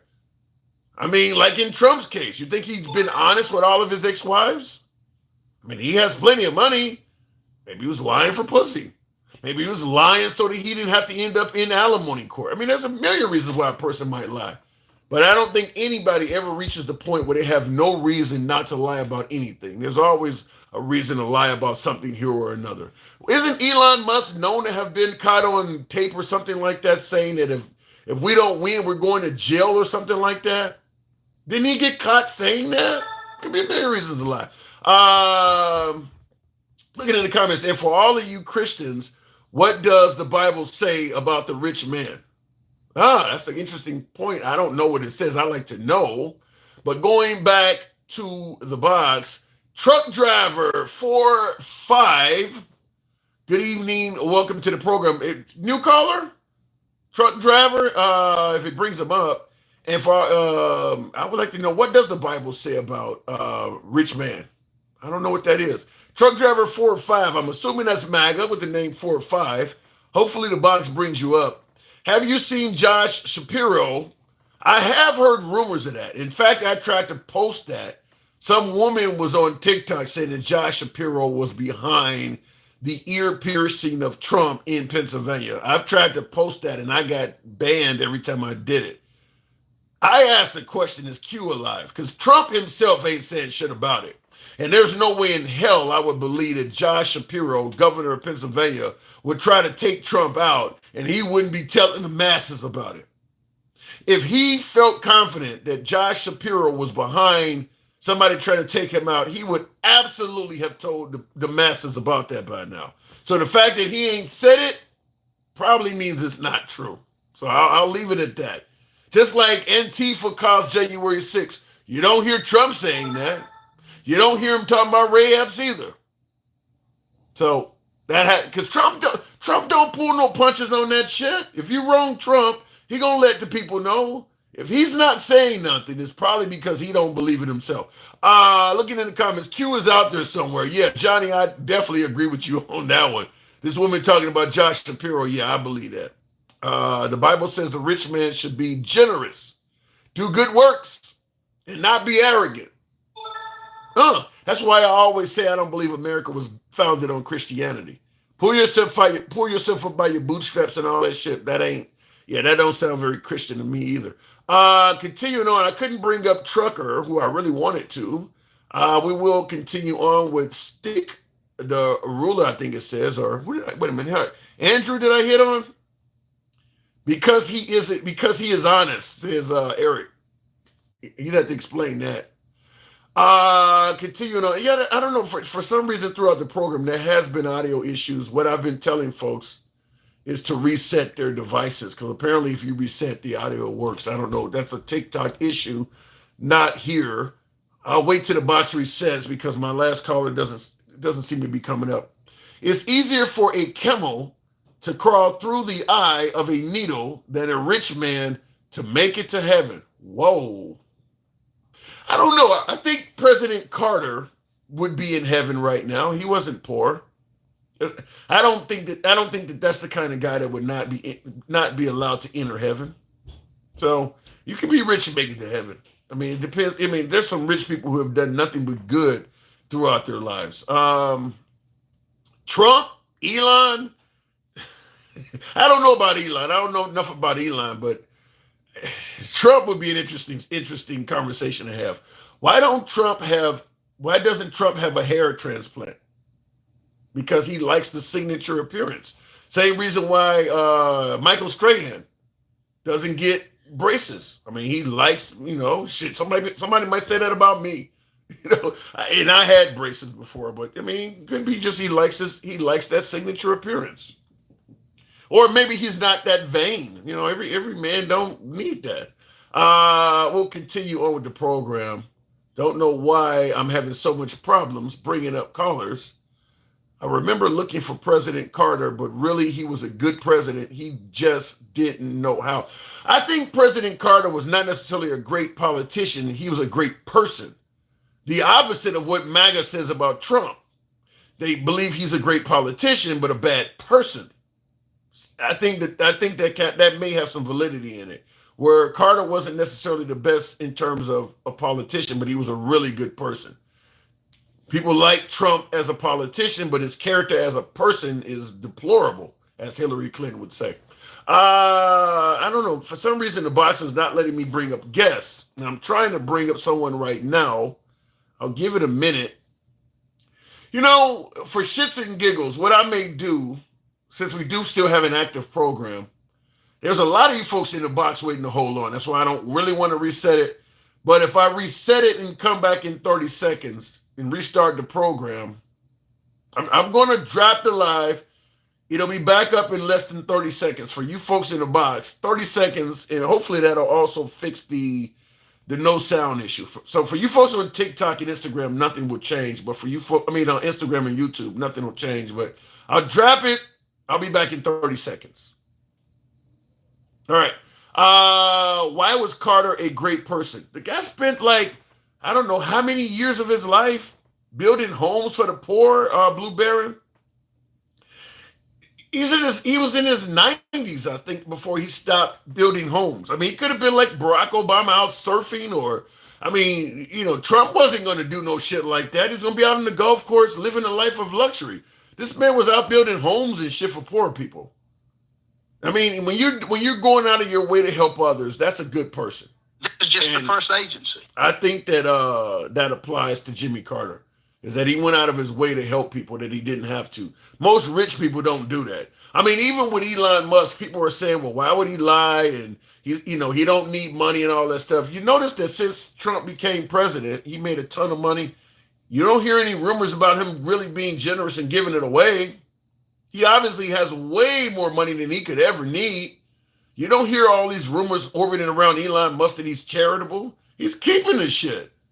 That's what I'm talking about. Jimmy Carter would have probably been giving that shit away. So that's why I say he's a good person. Carter said he wanted to be remembered for telling the truth. I like that. So does your mom, now that Big K, I guess you're trolling, suggesting that you're having sex with my mom or something who died a couple years ago? I don't know. Look, I don't block, ban, or censor, but if that's what you enjoy doing, is getting on the internet and pretending like you've been with somebody's dead mom, have at it. Trump gave away free McDonald's. Blue Baron. Yeah, he did do that, and he got criticized for that. Gave it away to a team that had won a championship. All right, let me see if I can make now I see in the comments, MAGA React says now there's an echo. TikTok must be having problems then, if that's the case. That's the only reason why I can see that happening, because I'm not changing anything over here. Stick, the ruler. Good evening, Stick. What's going on, Tim? Hey. How you doing, man? Oh man, I don't even know I'm in the trenches today. Folks have really put me to it. So, do you trust Elon? No, I don't trust him. I don't trust him at all. I mean, he's a part of his own, well, I wouldn't say his own country. I would just say where he was born at, or who he's considered to be, which is a South African, but on the Caucasian side, which we know what they was doing over there with the actual native folks. You mean like apartheid? Yeah, and his dad was a part of it. So again, what is there to trust? I mean, when you know these things, what is there to trust? How would you respond to folks who say that might have been in his past, but he's not doing that kind of stuff now? No. What I would say to these people is, before it's in his past or in his future or in the present right now, get him a security clearance. understand that he should not go in there with computer programmers. He should go in there with auditors. Accountants. You should go there with a gift. If you're going to save money, you should have people that deal with money like accountants and you write auditors. Listen to this, though. I want you to hear this. Crystal Lopez, thank you for the super chat, says Elon is going to save the taxpayers so much money that will be enough to pay for reparations. Then what would the media say? The floor is yours. Man, he's not. First of all, he's telling you already he saved so much money, right? Yeah. But what has he told you that he's going to do with it?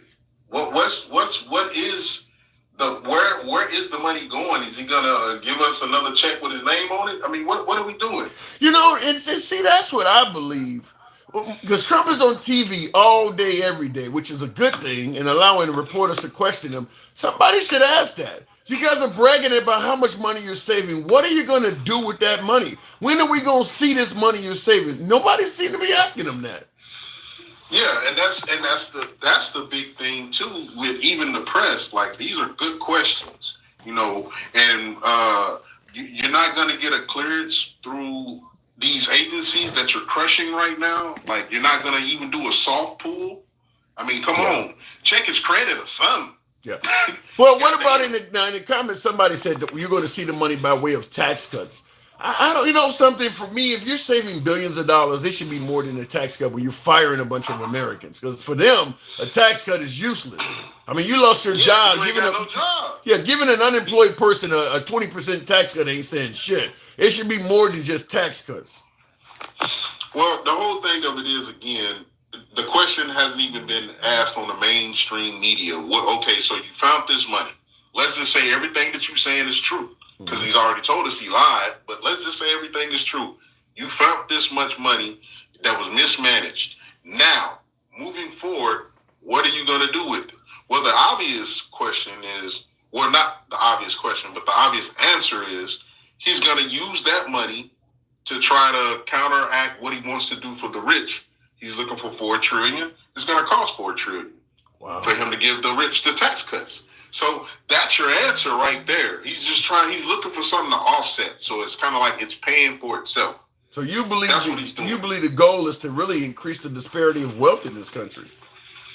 All day, every day. I mean, again, before he got elected, maybe let's just say a week before he got elected, he told everybody, hey, man, I got states in play that I didn't even know was in play. But let me present your vote. I don't need your vote. You don't have to vote for me. I got enough votes. Who says that? Somebody who's really conceited. Again, who says that? You trying to win. Yeah, I don't care. Man, flooded. I want to win in a landslide.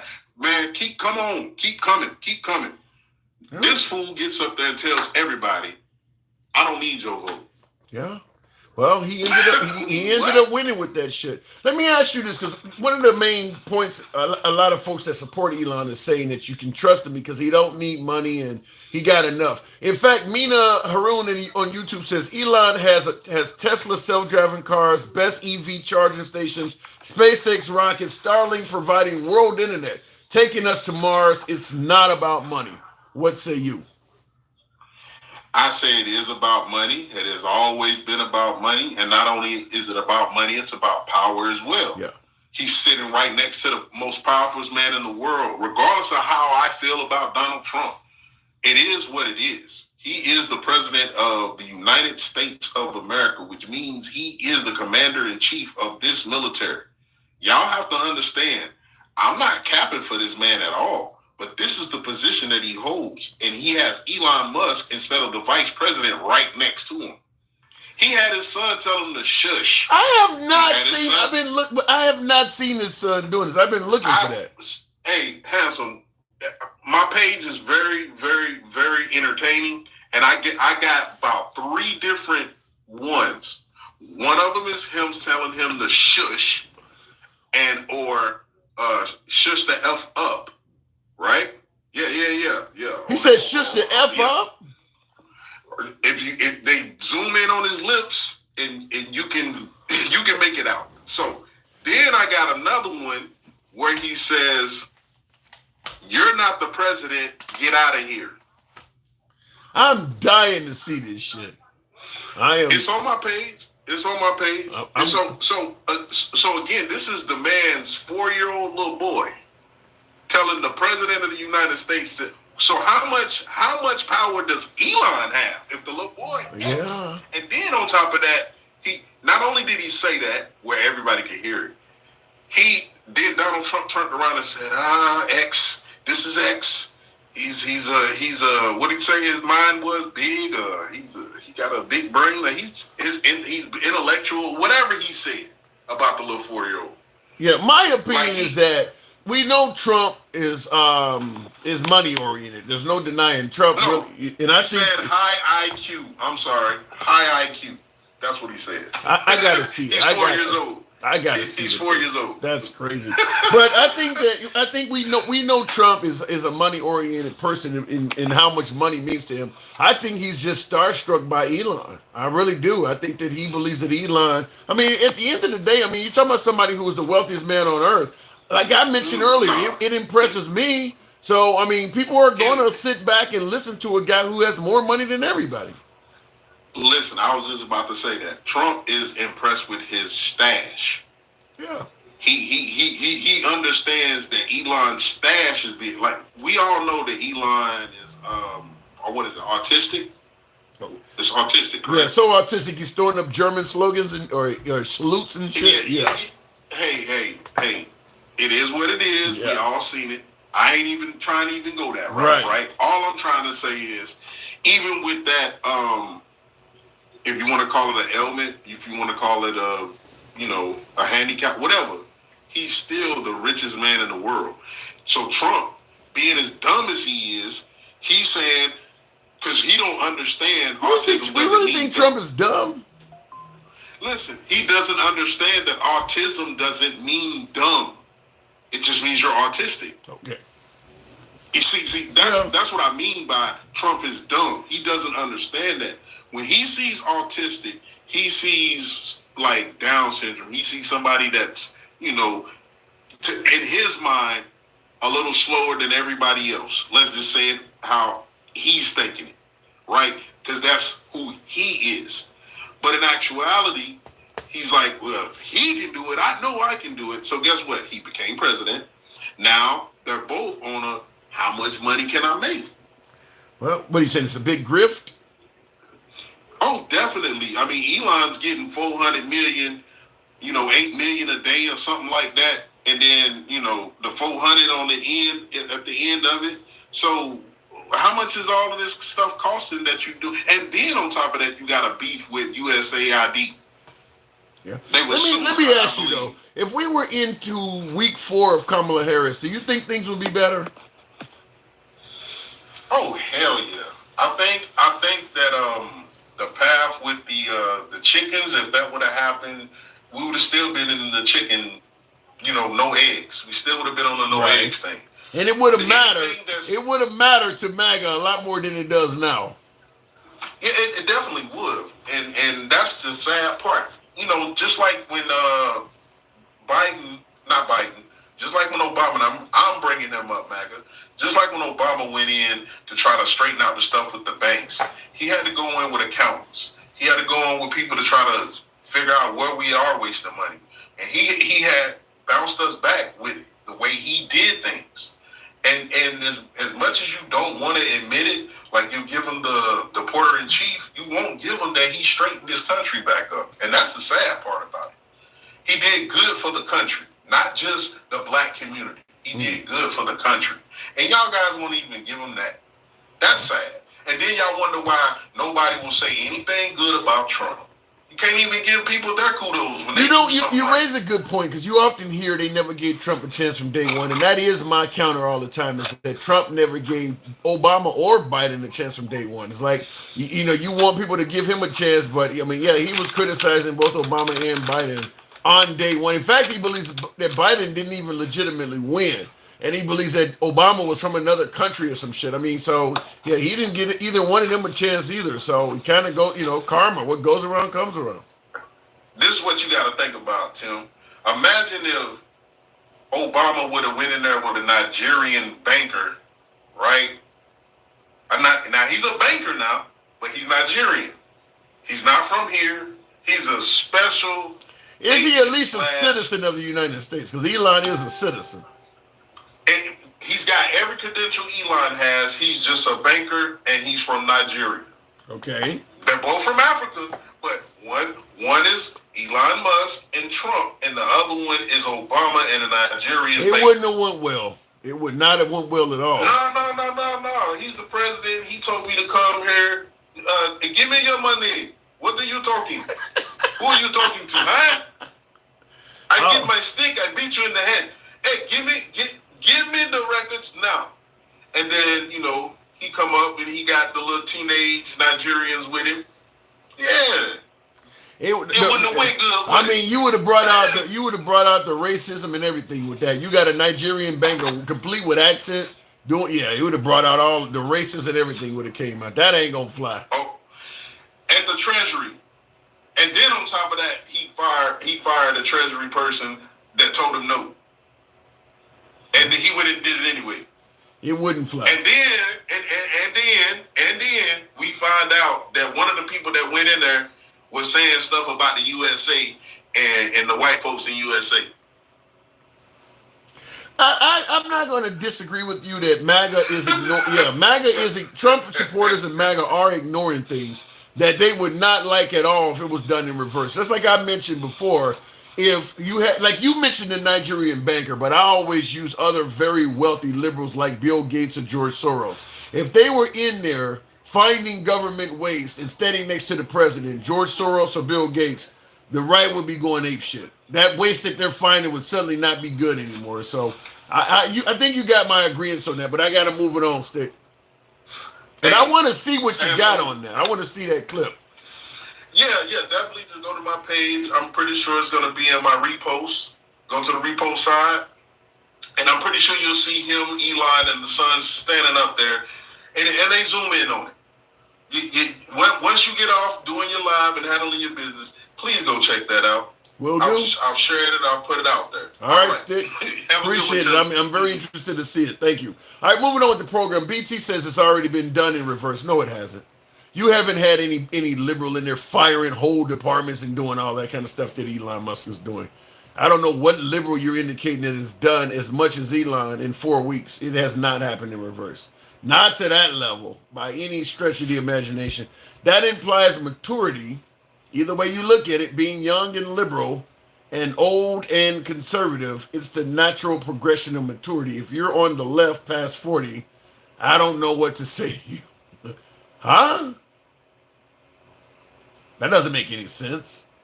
I think that a lot of folks tend to believe that when picking a political party, people should choose exactly the way they choose. There are legitimate reasons to vote for Trump. There are legitimate reasons to vote against Trump. And I'm talking about even if you're black, white, Asian, because ain't no reason for a black person to vote against vote for Trump. Yeah, there is. Depends on what they're voting for. The idea that if you're over 40 and you vote left, it makes no sense. You might be pro-choice. Maybe you lost several family members to gun violence and you don't like that the right wants everybody to own a firearm even if they're not trained. There could be a host of reasons why you're over 40 and maybe you're over 40 and you don't have health care and the right is saying you don't need it. You should figure out and pull yourself up by your bootstraps. And maybe the left is saying we'll give you a little help there. So there's a lot of reasons to be over 40 and still vote left.